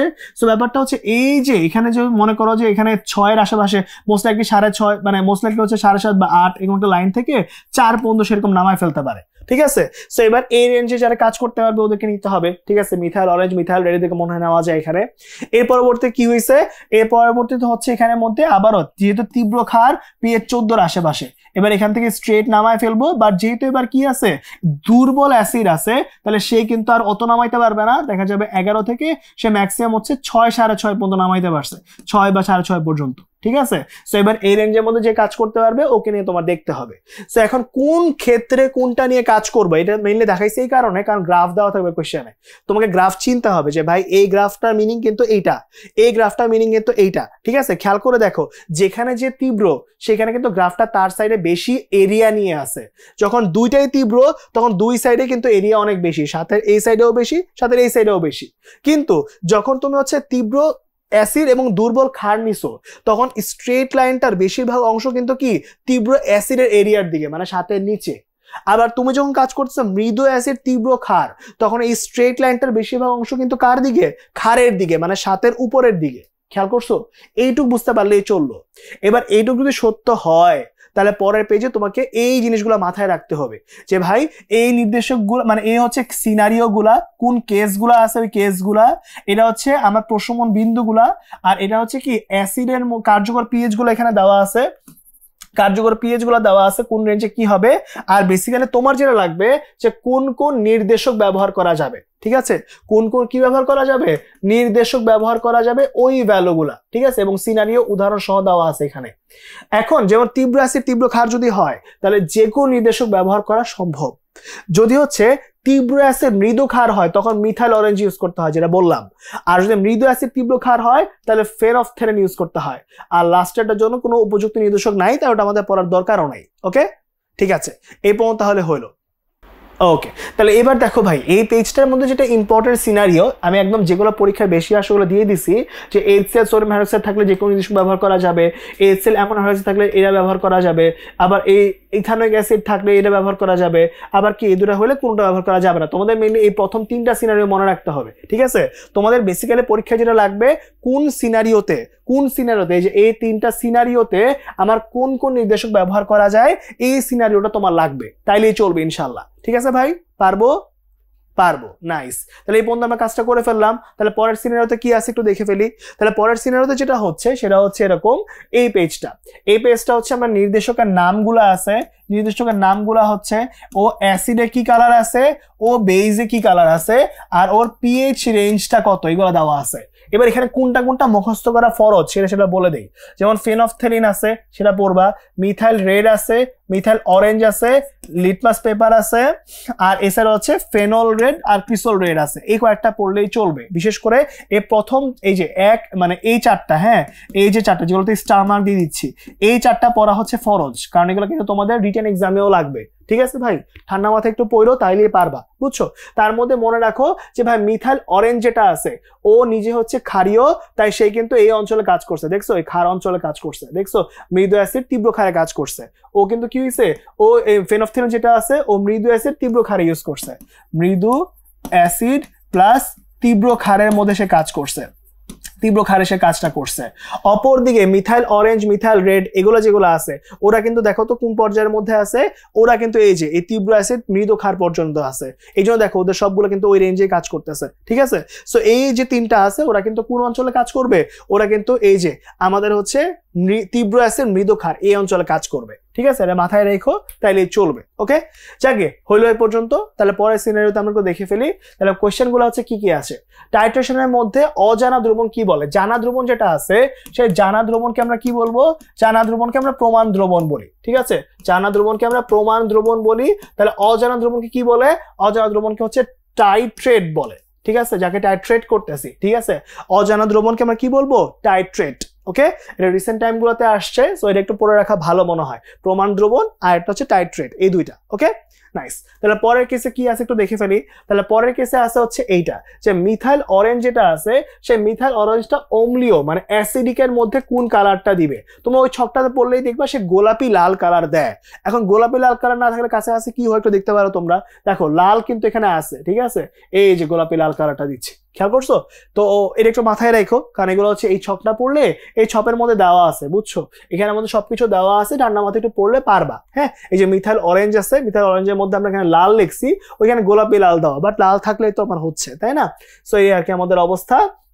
সো পরেরটা চলে যাই, ফেনফথেলিন বর্ণ পরিবর্তনের মধ্যে কোন রেঞ্জে কাজ করে। এটা সবচেয়ে সহজ, কারণ আমরা মাত্র পড়ে এসেছিলাম সে 8 থেকে 10 এই রেঞ্জে কাজ করে, ঠিক আছে। সো 8 থেকে 10 এর মধ্যে যেই অ্যান্সার পাবা দাগায় ফেলবা। ওকে, তাহলে বলো 8 থেকে 10 এর মধ্যে কোন অ্যান্সারটা আছে, এই যে এই ঘ নাম্বারটা আছে। হ্যাঁ, 8 থেকে 10 এর মধ্যে ঘ নাম্বারটা আছে। ওকে, তো এইভাবে মনে রাখতে পারো, ইনশাল্লাহ পরীক্ষাকে চেষ্টা করলে পারবা, ঠিক আছে। ওকে, তাহলে এই পর্যন্ত আমরা অনেক কিছু পড়ে ফেলছি, প্রশমন বিন্দু পড়ে ফেলছি আমরা। তো এবার যদি সামনের দিকে আগাই তাহলে হচ্ছে 8 থেকে 10 এর মধ্যে কোনটা কাজ করে, আগের পেজেই পড়ছো যে এটা কোন রেঞ্জে কাজ করবে, ফেনফথেলিন পরীক্ষায় প্রচুর বেশি আসে, আর মিথাইল অরেঞ্জ, মিথাইল রেড এগুলো পড়লেই চলবে, ঠিক আছে। ভালো করে একটু দেখে রাখো আর কি। হ্যাঁ, 8 থেকে 10 এর মধ্যে কে কাজ করে, ফেনফথেলিন, একদম রিসেন্ট বছরে আসছে, দেখছো এগুলো কিন্তু একদম রিসেন্ট বছরগুলোতে আসছে, সেগুলো ঠান্ডা মাথায় করতে হবে কিন্তু। হ্যাঁ, ওকে, তার পরেরটায় যাই। পরেরটার মধ্যে বলছে অক্সালিক অ্যাসিড যেটা আছে H2C2O4, H2CO4, তাই না? এবং সোডিয়াম হাইড্রোক্সাইডের মধ্যে কোনটা হবে? মনে রাখবা অক্সালিক অ্যাসিড যেটা আছে H2CO4 ও কিন্তু একটা জৈব অ্যাসিড, আর পৃথিবীর সকল জৈব অ্যাসিড কি? পৃথিবীর সকল জৈব অ্যাসিড হচ্ছে দুর্বল অ্যাসিড, ঠিক আছে? অপরদিকে সোডিয়াম হাইড্রোক্সাইড যেটা আছে ও কিন্তু কি? ও হচ্ছে একটা তীব্র বেজ, ও হচ্ছে একটা তীব্র বেজ। তাহলে বলতো একটা দুর্বল অ্যাসিড এবং তীব্র বেজ এদের মধ্যে কি হয়? দুর্বল অ্যাসিড এবং তীব্র বেজের মধ্যে যেহেতু অবশ্যই বোঝা যাচ্ছে তীব্র বেজের দিকে হচ্ছে এরিয়াটা বেশি হবে। সো তীব্র বেজের দিকে যদি এরিয়াটা বেশি, তাহলে কাকে নেওয়া যাবে? তাহলে অবশ্যই কি ওর দিকে এরিয়াটা বেশি হবে। সো অবশ্যই ফেনফথ্যালিনকে ব্যবহার করা যাবে, কারণ 8 থেকে 10 হয় আমরা জানি, ঠিক আছে? 8 থেকে 10 হয়। তুমি একটু সিনারিওতে চেকও করতে পারো, ঠিক আছে? এই বেশিরভাগ ক্ষেত্রে খেয়াল করে দেখো এটা কি তীব্র ক্ষার এর তীব্র ক্ষার দুর্বল অ্যাসিড, এই যে তীব্র ক্ষার দুর্বল অ্যাসিডের জন্য। আর বাকি নিচের তিনটাই কি? এই তিনটাই কিন্তু হচ্ছে আমার মৃদু ক্ষার প্লাস কি প্লাস হচ্ছে তীব্র অ্যাসিডের জন্য, তীব্র অ্যাসিডের জন্য, তাই না ভাই? সো আলটিমেটলি কিন্তু এটা মাথায় রাখতে হবে, তাই না? খুবই সহজ একটা জিনিস, বাট একটু মাথায় না রাখলে আসলে পরীক্ষা হলে পারা ইম্পসিবল। ওকে, তো এই পর্যন্ত কাজগুলো হয়ে গেছে আমাদের। তাহলে পরের সিনারিওতে কি আছে একটু দেখে ফেলি আমরা। এখানে হচ্ছে খুব দ্রুত আগায় যাচ্ছি। এখানের মধ্যে কাজটা হচ্ছে গ্রাফ দেওয়া আছে, এখানে কি বলছে একটু দেখি যে MOH একটি, আচ্ছা এখানে গ্রাফ দেওয়া আছে, এখানে M এটা নিয়ে কাজ করতেছে, এখানে মধ্যে সুন্দর করে গ্রাফটা দেওয়া আছে। 10 থেকে এই সাইডে আসছি, এখানে গিয়ে কার্ভটা হয়েছে, খুব ভালো কথা। তাহলে এবার দেখো যেহেতু MOH-টা 14-র আশেপাশ থেকে শুরু হয়েছে, তাহলে অবশ্যই সে কি? অবশ্যই সে হচ্ছে একটা স্ট্রং বেস। সো অবশ্যই কথা সত্য, ঠিক আছে? সো এখানে কথা সত্য। ওকে, তারপরে হচ্ছে কি টাইট্রেশনের জন্য ফ্যালফথ্যালিন উপযুক্ত হচ্ছে। দেখো স্ট্রেট লাইন যেটা আছে ওর বেশিরভাগ অংশ কি বেজের দিকে আসছে, তাই না? বেশিরভাগ অংশ বেজের দিকে আসছে মানে কি ও বেজের দিকে কাজ করতেছে। আর 8 থেকে 10 এই রেঞ্জে কি কাজ করতে পারে? এইখানে কাজ করতে পারে হচ্ছে ফেনফথ্যালিন, তাই না? ফেনফথ্যালিন কাজ করতে পারে। আগের বার অনেক পেজে পড়ছো, সো এটা কিন্তু হয়েছে। সো 2 নাম্বারটাও ঠিক আছে, কোনো সমস্যা নাই। আর প্রশ্ন বিন্দুতে অনুবন্ধী ক্ষারটি সবল হবে, অবশ্যই অনুবন্ধী ক্ষার সবল হবে। কারণ কি হচ্ছে? কারণ হচ্ছে এখানের মধ্যে দেখো যে ক্ষারটা নিয়ে কাজ করতেছে সে কিন্তু স্ট্রং। সো 3টা পয়েন্টই ঠিক আছে যে আমার ওভারঅল যে এরিয়াটা যেহেতু ক্ষারের দিকে বেশি, তো অবশ্যই ক্ষারের দিকে আমাকে কাজ করতে হচ্ছে। সো অবশ্যই 3টাই স্ট্রং হচ্ছে। সো অ্যান্সার হচ্ছে 1, 2 এবং 3, 3টাই কিন্তু সত্য। ঠিক আছে ভাই, পারবো? পারা যাবে সবার? নাইস। তাহলে এই পর্যন্ত কিন্তু হয়ে গেল জনগণ। খুবই সহজ একটা জিনিস, ঠান্ডা মাথায় পড়ো যে ভাই খালি মনে রাখবা কার দিকে বেশি হচ্ছে এরিয়া, সেটা কিন্তু মাথায় রাখতে হবে, না বিপদ হয়ে যাবে। হ্যাঁ, চলো পরেরটায় যাই। পরেরটার মধ্যে এবার আমরা জারণ বিজারণ টাইট্রেশনে চলে আসছি। খুব জোস একটা ব্যাপার। এবার জারণ বিজারণের মধ্যে শুরুতে আমি একটু জারণ বিজারণ বলে নেই। সেটা হচ্ছে ভাই কিছু কিছু কথা মাথায় রেখো।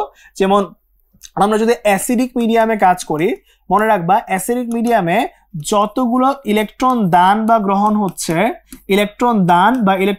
হচ্ছে তাই কিন্তু জারক বিজারকের তুল্য সংখ্যা। ঠিক আছে, তাই কিন্তু কি জারক বিজারকের তুল্য সংখ্যা, কারণ আমার তুল্য সংখ্যাটাই লাগবে এমসিকিউর জন্য।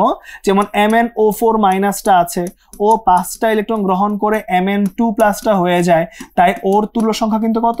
5। আবার তুমি কাজ করতেছো Cr2O7 2 মাইনাসকে নিয়ে, ও 6টা ইলেকট্রন গ্রহণ করতেছে 2Cr3 প্লাস হওয়ার জন্য, তাই ওর তুল্য সংখ্যা হচ্ছে 6। এগুলো কিন্তু সব অ্যাসিডিক মিডিয়ামে বলে নিছি কিন্তু। হ্যাঁ, আচ্ছা, তারপরটার মধ্যে কি আছে? H2O2 আছে, ও কি 2টা ইলেকট্রন দান করে 2H প্লাস আর O2 হয়, সো এখানে ওর তুল্য সংখ্যা কিন্তু কত? ওর তুল্য সংখ্যা হচ্ছে 2। আবার তুমি Fe2 প্লাসকে নিয়ে কাজ করো, ও ইলেকট্রন দান করে দেয় Fe3 প্লাস হয়ে যায়, সো ও কিন্তু তুল্য সংখ্যা হচ্ছে 1। আর এই সাইডের মধ্যে আরো কি কি আছে চিন্তা করে দেখো। অক্সালিক অ্যাসিড আছে, C2O4 2 মাইনাস 2টা দান করে কি হয়ে যায়? আমার 2 কার্বন ডাইঅক্সাইড হয়ে যায়, তুল্য সংখ্যা কিন্তু 2, রাইট? এবং দেখো তাহলে এই পার্টটুকুর মধ্যে কি হয়েছে? এই পার্টটুকুর মধ্যে যখন আমি কাজটা করতেছি তখন এবার কি হয়েছে? I মাইনাস ইলেকট্রন দান করে হাফ I2 নিয়ে কাজ করব। এবার I মাইনাস মানে পটাশিয়াম আয়োডাইড টাইপের যেগুলো আর কি, এদের তুল্য সংখ্যা তাহলে কত? 1। আবার খেয়াল করো এখানের মধ্যে কি আছে? I2 যদি হয় তখন কিন্তু আবার ওর তুল্য সংখ্যা কত? ওর তুল্য সংখ্যা কিন্তু 2। ঠিক আছে, আবার O2, ও 4টা ইলেকট্রন গ্রহণ করে ও মাইনাস হয়, সো ওর তুল্য সংখ্যা কিন্তু 4। আবার অপর দিকে যখন আমরা কাজ করতেছি, খুব ঠান্ডা মাথায় রেখো যে এবার এই পার্টটুকুর মধ্যে যখন আমি কাজ করব তখন যদি থায়োসালফেট, যেটা পরীক্ষার রিসেন্ট টাইমগুলোতে অনেক বেশি আসতেছে, থায়োসালফেট ইলেকট্রন দান করে হাফ S4O6 2 মাইনাস হয়, সো যেহেতু আমার 1 মোল বিক্রিয়ক একটা ইলেকট্রন দান করছে, সো ওর তুল্য সংখ্যা কিন্তু 1। এটা রিসেন্ট বছরগুলোতে অনেক বেশি আসছে, এটা কিন্তু ফরজ। ঠিক আছে ভাই, এটা পড়া কিন্তু ফরজ যে ওর তুল্য সংখ্যা কিন্তু কি 1। ঠিক আছে ভাই, পারবো আমরা? নাইস। সো আমরা এই পেজটাতে তুল্য সংখ্যা পড়ে ফেলছি। তুল্য সংখ্যার কাজটা কি ওটা একটু পরে পেজে দেখাবো। প্রথম কাজ হচ্ছে সমতাতে, সমতাতে, ঠিক আছে। যেমন ধরো তোমাকে কি দিছে, Cr2O7 2 মাইনাস আর এখানে Fe2 প্লাস কে অ্যাসিডিক মিডিয়ামে সমতা করতে বলছে। তাহলে দেখি আমরা সমতা কেমনে করতে পারি। তো যেটা করবো আমরা সমতার জন্য শর্টকাটে, খেয়াল করবা, Cr2O7 2 মাইনাস কে লিখলাম, এখানে হচ্ছে Fe2 প্লাস কে লিখলাম। সুন্দর করে এদের তুল্য সংখ্যা লিখে ফেলবা। যেমন আগের পেজে আমি লিখে দিয়েছিলাম ওর তুল্য সংখ্যা কিন্তু 6 আর ওর তুল্য সংখ্যা কিন্তু 1। তাহলে প্রথম কাজ হচ্ছে তুল্য সংখ্যার ক্রস গুণ, মানে ওর তুল্য সংখ্যা বসবে ওর আগে আর ওর তুল্য সংখ্যা বসবে ওর আগে। এটা হচ্ছে প্রথম কথা। ঠিক আছে ভাই, বসাইলা, বসানোর পর কাজ শেষ। ঠিক আছে, এবার বিক্রিয়কে যা হয়েছে ওই অনুযায়ী উৎপাদ বসায় দাও, তাইলেই হয়ে যাবে। যেমন এখানে 2টা ক্রোমিয়াম আছে, তাহলে বসাও এখানে 2Cr3+। এখানে কি 7টা অক্সিজেন আছে, তাহলে বসাও এখানে 7টা পানি। আর এখানে তাহলে কি 7 দুগুণে 14টা H+, তাই এখানে বসাবা 14টা H+। ঠিক আছে, আর এরপর কি হয়েছে 6টা Fe2+, তাই এখানে হচ্ছে 6টা Fe3+ কি নিয়ে কাজ করতেছি। ঠিক আছে, ওকে নাইস। তাহলে এই পর্যন্ত কাজ করতেছি আমরা এই পর্যন্ত। তাহলে এরপরে 1 নাম্বারটা আমরা সমতা করে ফেলছি, 2 নাম্বার একটা সমতা দেখে ফেলে, দেখি কাজ করে কিনা। MnO4- এর সাথে হচ্ছে Fe2+, এর সাথে হচ্ছে H+, এই সমতাটা আমরা দেখতে চাই। তাহলে এবার দেখি কি হয়। তাহলে এবার আমরা যদি একটু গুছায় লিখি, তাহলে আবার MnO4- আছে, আবার এখানে কি আছে Fe2+টা আছে। তাহলে ওর তুল্য সংখ্যা হচ্ছে 5 আর ওর তুল্য সংখ্যা হচ্ছে 1, রাইট। তাহলে এবার কি ওদের তুল্য সংখ্যা ক্রস গুণ করতে হবে। তাহলে চলো ক্রস গুণ করি। ওর তুল্য সংখ্যা বসবে ওর আগে 1 আর ওর তুল্য সংখ্যা বসবে ওর আগে, তার মানে হচ্ছে 5। এবার বিক্রিয়কে যা লিখছো ওই অনুযায়ী এখানে উৎপাদ বসায় দাও। MnO4- উৎপন্ন করবে একটা Mn2+, 5টা মানে 4টা অক্সিজেন, তাই 4টা পানি, আর এখানে কি হবে 8টা H+, তাই না, 8টা H+ হয়ে যাবে বিক্রিয়কে। তাহলে বলো এখানে কি 5টা Fe2+, তাই এখানে উৎপন্ন হবে 5টা Fe3+। ঠিক আছে, আয়ন আকারে ইজিলি সমতা করে ফেলা যাবে। ঠিক আছে, আয়ন আকারে ইজিলি সমতা করে ফেলা যাবে। তাহলে পরেরটার মধ্যে কি আছে একটু দেখে ফেলি। ধর এখানে 3টা আছে, 3 নম্বরে কি দেওয়া যায় বলো তো একটু দেখি। MnO4- আছে, এর সাথে ধরো হচ্ছে কি আছে, MnO4- আছে, এর সাথে ধরে না হচ্ছে H2O2 আছে, ধরো সমস্যা নাই। ঠিক আছে, H2O2 আছে। ওকে, তাহলে এখানে কি হচ্ছে একটু দেখি। তাহলে ওর তুল্য সংখ্যা কত আছে, ওর তুল্য সংখ্যা আছে 5 আর ওর তুল্য সংখ্যা আছে 2। সো এখানে কি 2 আর 5 হবে, বুঝতেই পারতাছো। তাহলে সমতা করলে কি আসবে, MnO4- আর হচ্ছে H2O2। সো করলে কি আসবে, ওর তুল্য সংখ্যা হচ্ছে 5, সো এই 5 বসবে কার আগে, ওর আগে, ওই 2 বসবে এই সাইডে। সো এবার এই অনুযায়ী কাজগুলো করে ফেলবো যে MnO4- তাহলে কি হবে, 2টা Mn2+ হবে, তারপর কি 5টা থেকে 5টা অক্সিজেন হবে, তারপর কি 8টা থেকে 8টা পানি হবে। ঠিক আছে, এই কথাগুলো একটু গুছায় গুছায় লিখতে হবে আর কি। ঠিক আছে, এখন এটা মাথায় রাখতে হবে এখানে একটু, যে এখানে কিন্তু 16টা H+ মানে 4 দুগুণে 8টা থেকে 8টা পানি বের হয়েছে, মানে এখানে 16টা H+ লাগতেছে। ঠিক আছে, এখন 16টা H+ এর মধ্যে এখানে কিন্তু অলরেডি 10টা H+ হয়ে গেছে। সো আর এক্সট্রা কি আছে, 10টা ব্যালেন্স করতে হলে 16টার মধ্যে 10টা এখানেই চলে গেছে, তাহলে আর কয়টা লাগবে, 6টা H+ লাগবে। এখানে কিন্তু মেইন ভুলটা যায় হচ্ছে এই সাইডটাতে, কেউ কিন্তু ভুল করো না, হ্যাঁ, যে অন্যগুলাতে কিন্তু বিক্রিয়কের কাছে H+ ছিল না।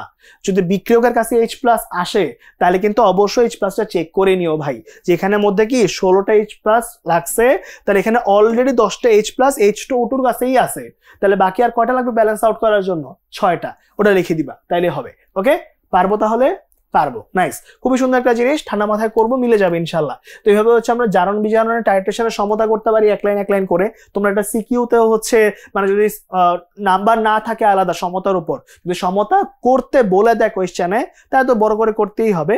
বাট যদি ইন কেস তোমার কাছে ধরো সমতা করার মতো এনাফ টাইম নাই বা সমতা করার আলাদা মার্ক নাই, তখন তুমি শর্টকাটটা ইউজ করতে পারো বোধ হয়। ঠিক আছে, নাইস। তাহলে পরেরটার মধ্যে কি আছে একটু দেখি।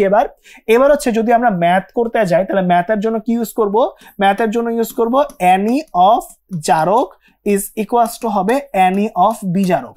এন দ্বারা আমরা সবাই জানি, এন দ্বারা মোল সংখ্যা, আর ই দ্বারা কি, ই দ্বারা হচ্ছে এই দ্বারা কি এই দ্বারা হচ্ছে আমার তুল্য সংখ্যা। কতগুলো সিনারিও কি তাহলে?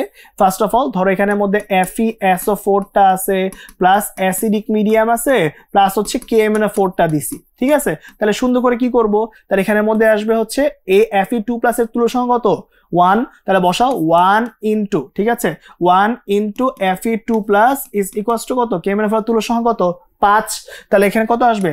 5 ইনটু n অফ KMnO4, কারণ নর্মালি পরীক্ষার কোশ্চেনে Fe2 এর ভরটাই চাই। তো আমি আবার একটু বুঝাই, দেখো যারা বুঝি নাই, FeSO4 আছে, প্লাস কি K2Cr2O7 আছে, প্লাস হচ্ছে H2SO4 আছে। যদি ইন কেস কোশ্চেনে ভ্যালু দেওয়া থাকে তখন এদের মধ্যে সম্পর্ক কেমন হবে? Fe2 এর তুল্য সংখ্যা 1 ইনটু তার মোল সংখ্যা ইজ ইকুয়ালস টু কত? ওর তুল্য সংখ্যা হচ্ছে 6 ইনটু n অফ K2Cr2O7। আবার তুমি আরেকটা চিন্তা করতে পারো যে ধরো এখানে কি আছে, এখানের মধ্যে হচ্ছে H2O2 আছে, প্লাস KMnO4 আছে, প্লাস হচ্ছে H2SO4 আছে, ঠিক আছে, H2SO4। তাহলে এবার H2O2 এর তুল্য সংখ্যা কত? 2 n অফ H2O2। আর এখানে বলো KMnO4 এর তুল্য সংখ্যা কত? 5 ইনটু n অফ KMnO4। বাস এই কাজগুলোই কিন্তু, ঠিক আছে? তাহলে এখানের মধ্যে কি আছে? এখানের মধ্যে H2C2O4 প্লাস H2SO4 প্লাস কি K2Cr2O7। তাহলে এবার খেয়াল করো তো কি হয়েছে। এবার H2Ca2O7 ওর তুল্য সংখ্যা হচ্ছে 2 H2C2O4। আবার খেয়াল করো তো ভাই এখানে কি আছে? K2Cr2O7 ওর তুল্য সংখ্যা হচ্ছে 6, তাহলে 6 into n of K2Cr2O7। Value বসায় দাও, কাজ শেষ। আমি একদম সহজ ভাবে বললাম যে তুমি খালি কি করতেছো, প্রত্যেক কেসে জারক এবং বিজারক, তোমার জারক বিজারক কোনটা জানার দরকারও নাই, খালি দেখবা, সুন্দর করে যে কাজ করবা, ভ্যালু বসায় দিবা। দেখো 3 পেজের মধ্যে কিন্তু আমাদের জারণ বিজারণ পার্টে যা যা আছে সব কিন্তু কভার হয়ে গেছে। কারণ ফার্স্টে আমি কি বলছি? তুল্য সংখ্যা। একবার তুল্য সংখ্যা পড়ে ফেললে এখান থেকে কি বের করা যাবে? এখান থেকে বের করে ফেলা যাবে হচ্ছে তার সমতা, ওই যে ক্রস গুণ করে করে। তারপর কি করা যাবে? তারপর এখান থেকে just NE is equals two NE, ঠিক আছে? মোল ইনটু তুল্য ইকুয়ালস টু মোল ইনটু তুল্য, শেষ। আর কোন কাহিনী কিন্তু নাই এখানের মধ্যে, কিন্তু সব ম্যাথ হয়ে যাবে এবার। ওকে, তাহলে চলো একটু ভ্যালুগুলো বসাই দেই। তাহলে ভ্যালু বসাই দিলে কি কি পাচ্ছি দেখো। পার ক্লোরিক অ্যাসিডের কেন্দ্রীয় পরমাণুর জারণ সংখ্যা, পার ক্লোরিক অ্যাসিডের সংখ্যা কি?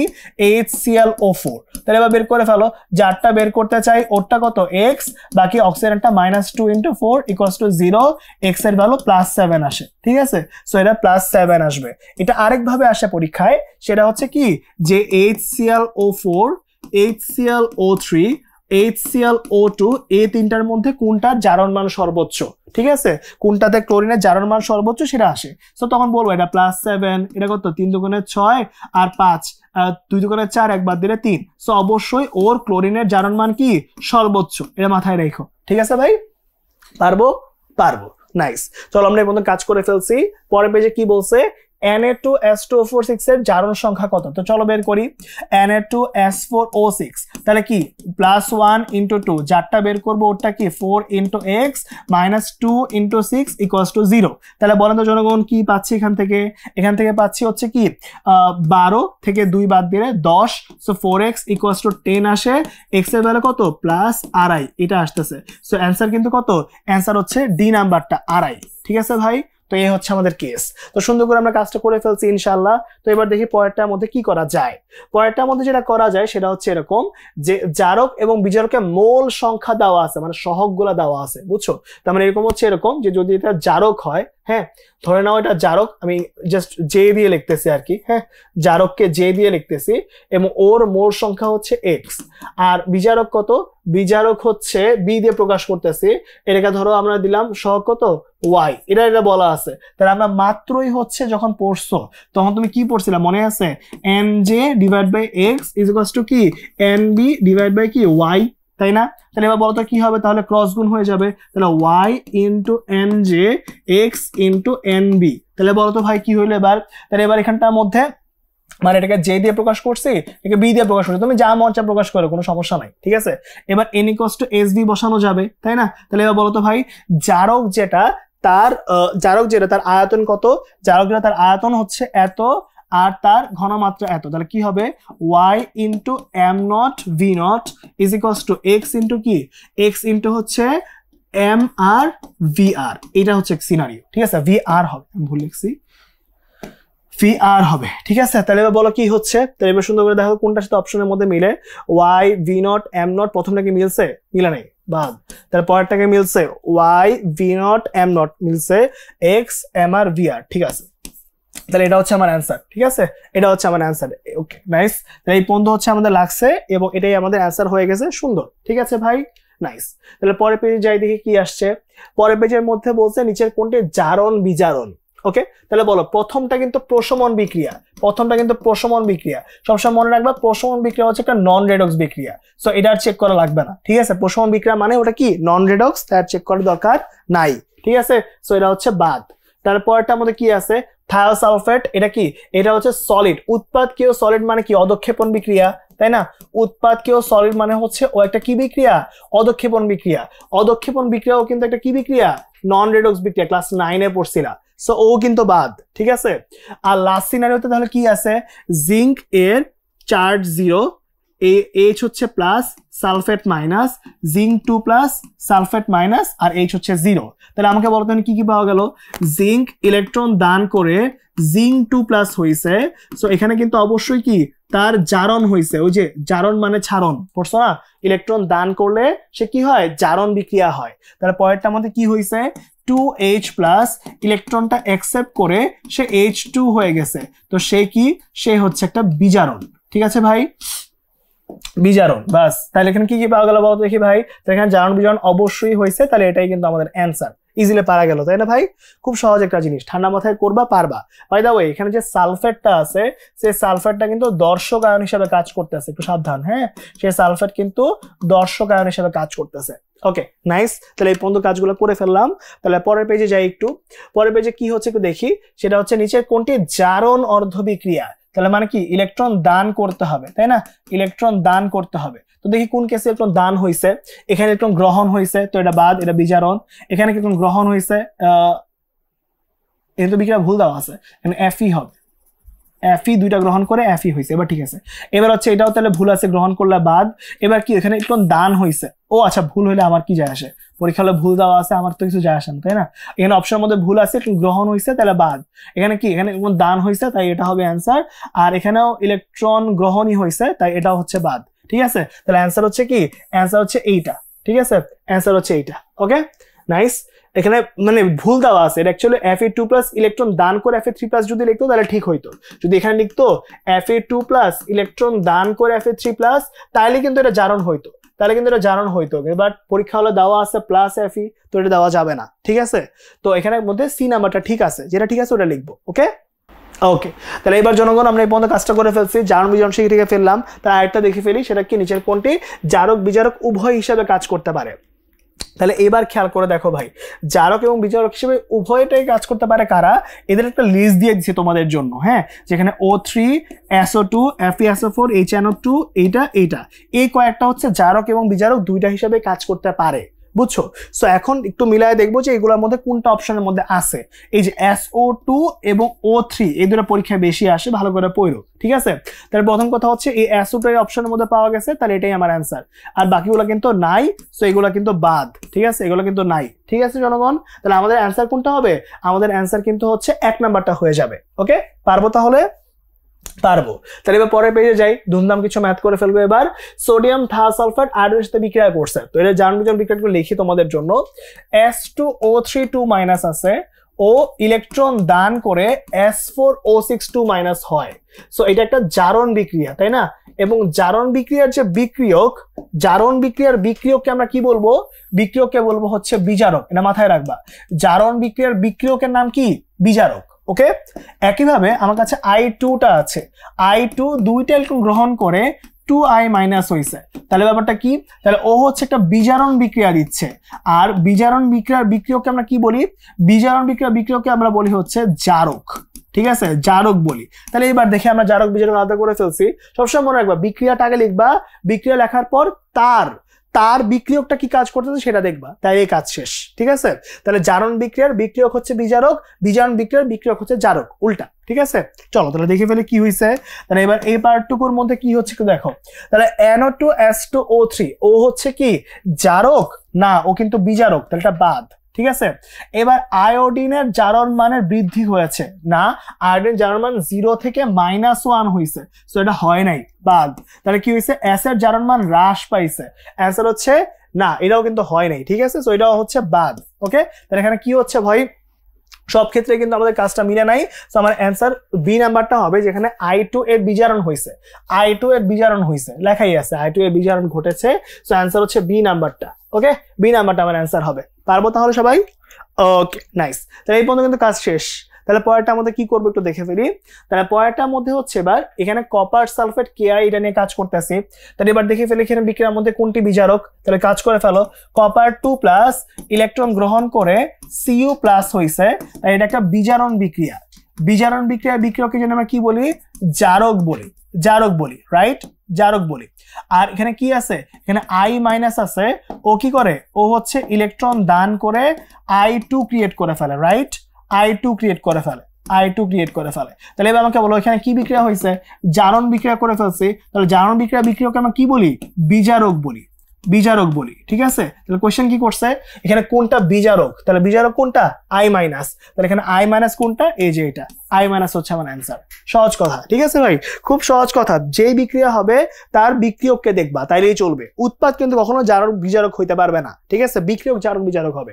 বাই দ্য ওয়ে, একটা ছোট্ট ইনফরমেশন দিয়ে ফেলি এখানে আরেকটু, সেটা হচ্ছে একই সাথে যখন বিক্রিয়ক হিসাবে এ আয়োডিনের যৌগ আসবে, যদি বিক্রিয়ক হিসেবে আয়োডিনের যৌগ আসে, তখন তাকে আমরা বলবো হচ্ছে আয়োডোমেট্রি, ঠিক আছে, আয়োডোমেট্রি, ডো মানে হচ্ছে ডু, মানে আয়োডিন তৈরি করতে হয়।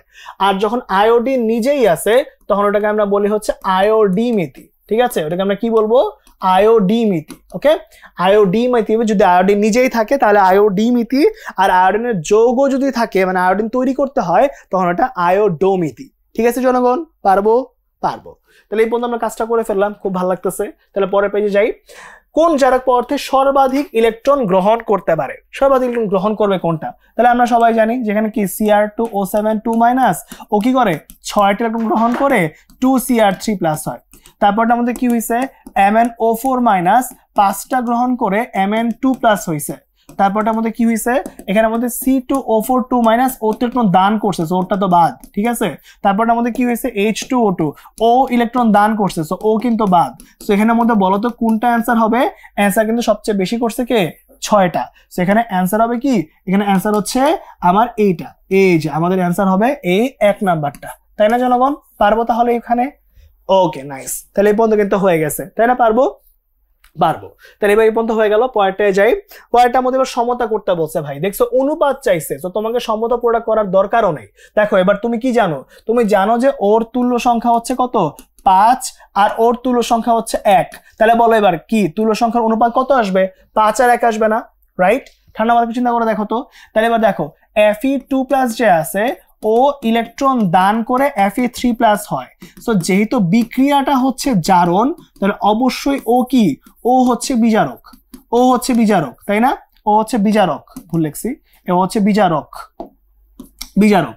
অপরদিকে MnO4- যেটা আছে, ও 5টা গ্রহণ করে Mn2+ হয়েছে, তাহলে বিক্রিয়াটা হচ্ছে বিজারণ, বিক্রিয়াটা হচ্ছে বিজারণ, তাহলে ওর বিক্রিয়কটা কি, ওর বিক্রিয়কটা হচ্ছে জারক। ঠিক আছে, তাহলে কার কার অনুপাত চাইলো একটু দেখো তো ভাই, কার কোন অনুপাত চাইলো, বিজারক ও জারক। তাহলে বিজারক কে, বিজারক হচ্ছে Fe2+, জারক কে, জারক হচ্ছে MnO4-। তাহলে বলো এদের অনুপাত কত আসবে, ওর তুল্য 5, ওর তুল্য 1। তাহলে ওর তুল্য বসে কি ওর আগে, তাহলে এটা বসবে কি 5, ওর তুল্য বসে ওর আগে 1, তাহলে অ্যান্সার হবে কত, 5:1। ঠিক আছে, তাহলে 5:1 হচ্ছে আমার অ্যান্সার। পারবো? দেখছো, জাস্ট একটা সমতা শিখে ফেলছি, ওইখান থেকে এবার শর্টকাটে সব বের করা যাবে, কোনো প্যারাই নেই। ঠিক আছে ভাই, পারবো? পারবো ইনশাল্লাহ। তাহলে চলো পরেরটায় চলে যাই। পরেরটার মধ্যে কি আছে, 10 গ্রাম ফেরাস সালফারকে জারিত করতে কত গ্রাম পটাশিয়াম ডাইক্রোমেট লাগবে? ঠিক আছে, K2Cr2O7 লাগবে এই FeSO4 এর জন্য। তাহলে বলো FeSO4 এর তুল্য সংখ্যা জানি কত, ওর তুল্য সংখ্যা কিন্তু 1, কারণ Fe2+ আছে, আর ওর তুল্য সংখ্যা কত, 6। তাহলে এবার গুণ করে দাও, তাহলে কি হবে, 1 × N of FeSO4 is equals to কি 6 × N of K2Cr2O7। তাহলে চলো কাজটা করে ফেলি। তাহলে 1 × যেহেতু ভর দেওয়া আছে W/M, তাহলে W কত 10, আর ওর আণবিক ভর কত 151.85। ইজ ইকুয়ালস টু 6, এখানে কি লাগছে কত গ্রাম, সো এখানে ডাব্লিউ নিলেও বের করতে চাচ্ছি। এবার কেটো CR27 দেখতে হবে 39.1 গুণ 2 যোগ 52 গুণ 2 যোগ 16 গুণ 7, সো এটা আসছে হচ্ছে 294.2। ওকে, তাহলে এখানে কত কত আসে একটু দেখে ফেলি।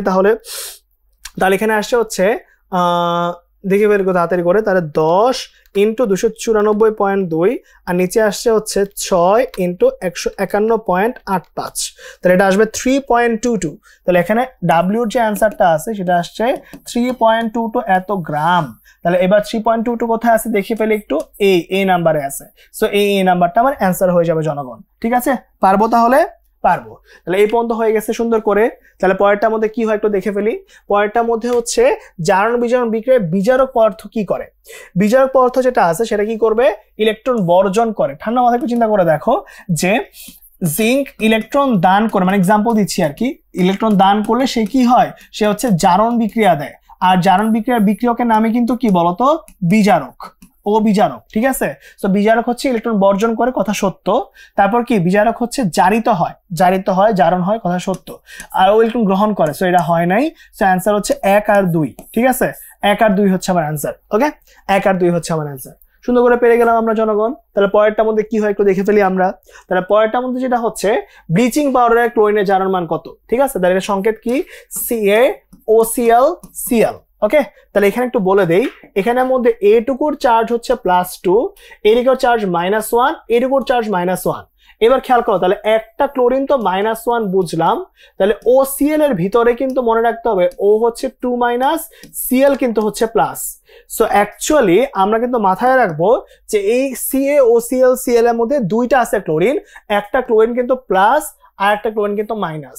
সো এখানে অ্যান্সার কত কত হবে, একটা ক্লোরিন হচ্ছে প্লাস যেটা OCl এর ভিতরে যেটা আছে আর কি, আর আরেকটা কি, আরেকটা হচ্ছে মাইনাস যেটা হচ্ছে Cl মাইনাস আকারে আছে। সো অ্যান্সার হবে 1 এবং 3, এই যে সি নাম্বারটা হচ্ছে আমার অ্যান্সার। ওকে, সি নাম্বারটা হচ্ছে আমার অ্যান্সার।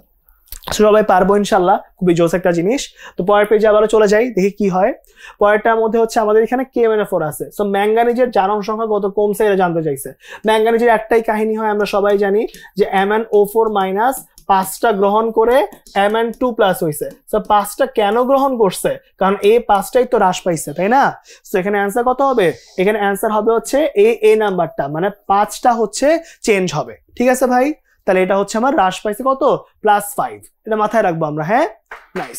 তাহলে এই পর্যন্ত কাজটা করে ফেললাম জনগণ। তাহলে পরেরটার মধ্যে কি করে একটু দেখি আমরা। হ্যাঁ, তাহলে দেখো পরেরটার মধ্যে এবার আমরা কি করতেছি, এই যে KMnO4 নিয়ে কাজ করছে, সেম কোয়েশ্চেন। তো এখানের মধ্যে কি হয়েছে একটু দেখো, এখানের মধ্যে MnO4- যেটা আছে ও 5টা গ্রহণ করে Mn2+ হয়েছে। সো ও কিন্তু একটা বিজারণ বিক্রিয়া দিচ্ছে।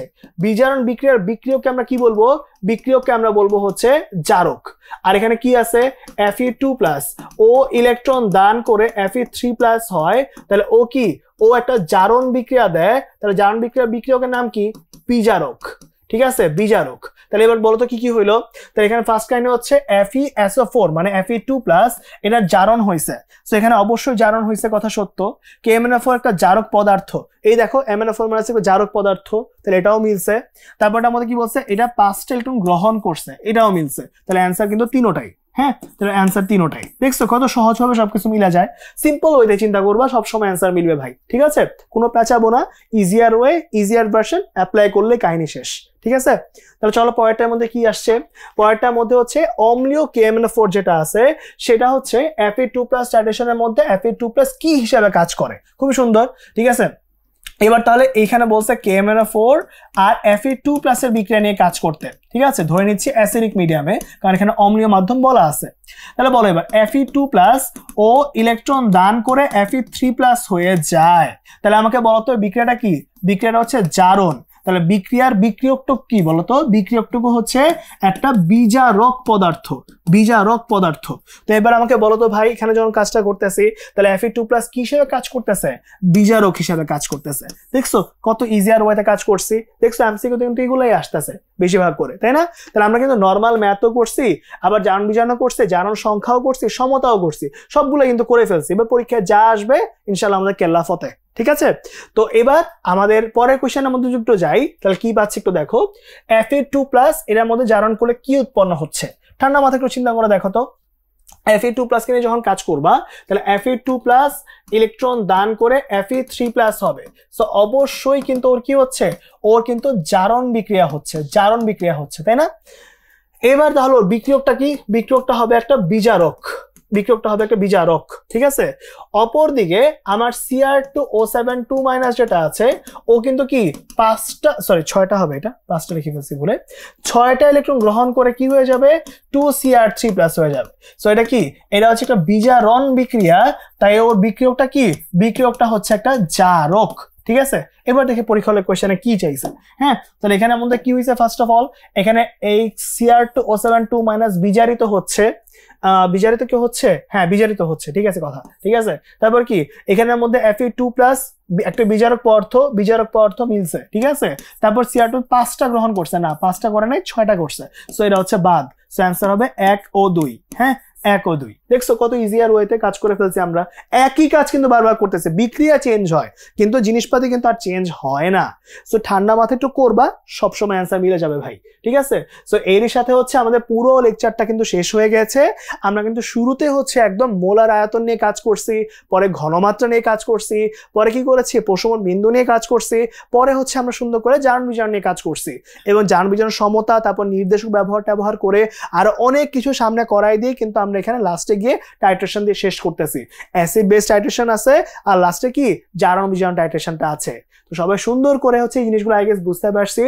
তো আমাদের মোটামুটি যত রকমের শর্টকাট পসিবল ছিল আজকের ক্লাসে আমরা কিন্তু দেখানোর চেষ্টা করেছি জনগণ, কিন্তু এই জিনিসটা তখনই সার্থক হবে যখন আপনি জিনিসগুলো প্র্যাকটিস করে পরীক্ষা হলে অ্যাপ্লাই করবেন।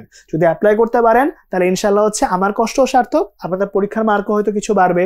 আবার এটা কিন্তু ভালো ফল হচ্ছে, এটা কিন্তু আপনার অ্যাডমিশনের সময় কিন্তু এভাবেই ম্যাথগুলো করবেন। সো এটা যদি প্র্যাকটিস করে রাখতে পারেন তাহলে ইনশাল্লাহ আপনাদের খুব বেশি উপকার হয়ে যাবে, ঠিক আছে? জনগণ সবাইকে অনেক বেশি ধন্যবাদ এত সুন্দর করে ক্লাসটা করার জন্য। আর হচ্ছে সবাই বেশি বেশি করে হচ্ছে জারণ বিজারণ প্র্যাকটিস করব, আর বেশি বেশি প্র্যাকটিস করলে কিন্তু পরীক্ষা হলে ভালো কিছু একটা চলে আসবে ইনশাল্লাহ। আর শুধু যে আমরা পরীক্ষার জিনিসপাতি প্র্যাকটিস করব তা কিন্তু না, যে কোনো কিছু যখন ভালো করে প্র্যাকটিস করা হয় এবং কন্টিনিউয়াস হচ্ছে প্র্যাকটিস করা হয় তখন কিন্তু ওই জিনিসটা একটা কম্পাউন্ড ইফেক্ট দিয়ে ফেলে। আমরা সবাই জানি কম্পাউন্ড ইফেক্ট কি জিনিস, যে আমরা কোনো কিছু যদি কন্টিনিউয়াস করতে থাকি তার একটা সার্টেন টাইম পরে সে কিন্তু একটা এক্সপোনেনশিয়াল গ্রোথ দেখায়, এবং এটা কিন্তু লাইফের সব ক্ষেত্রে সত্য, ঠিক আছে?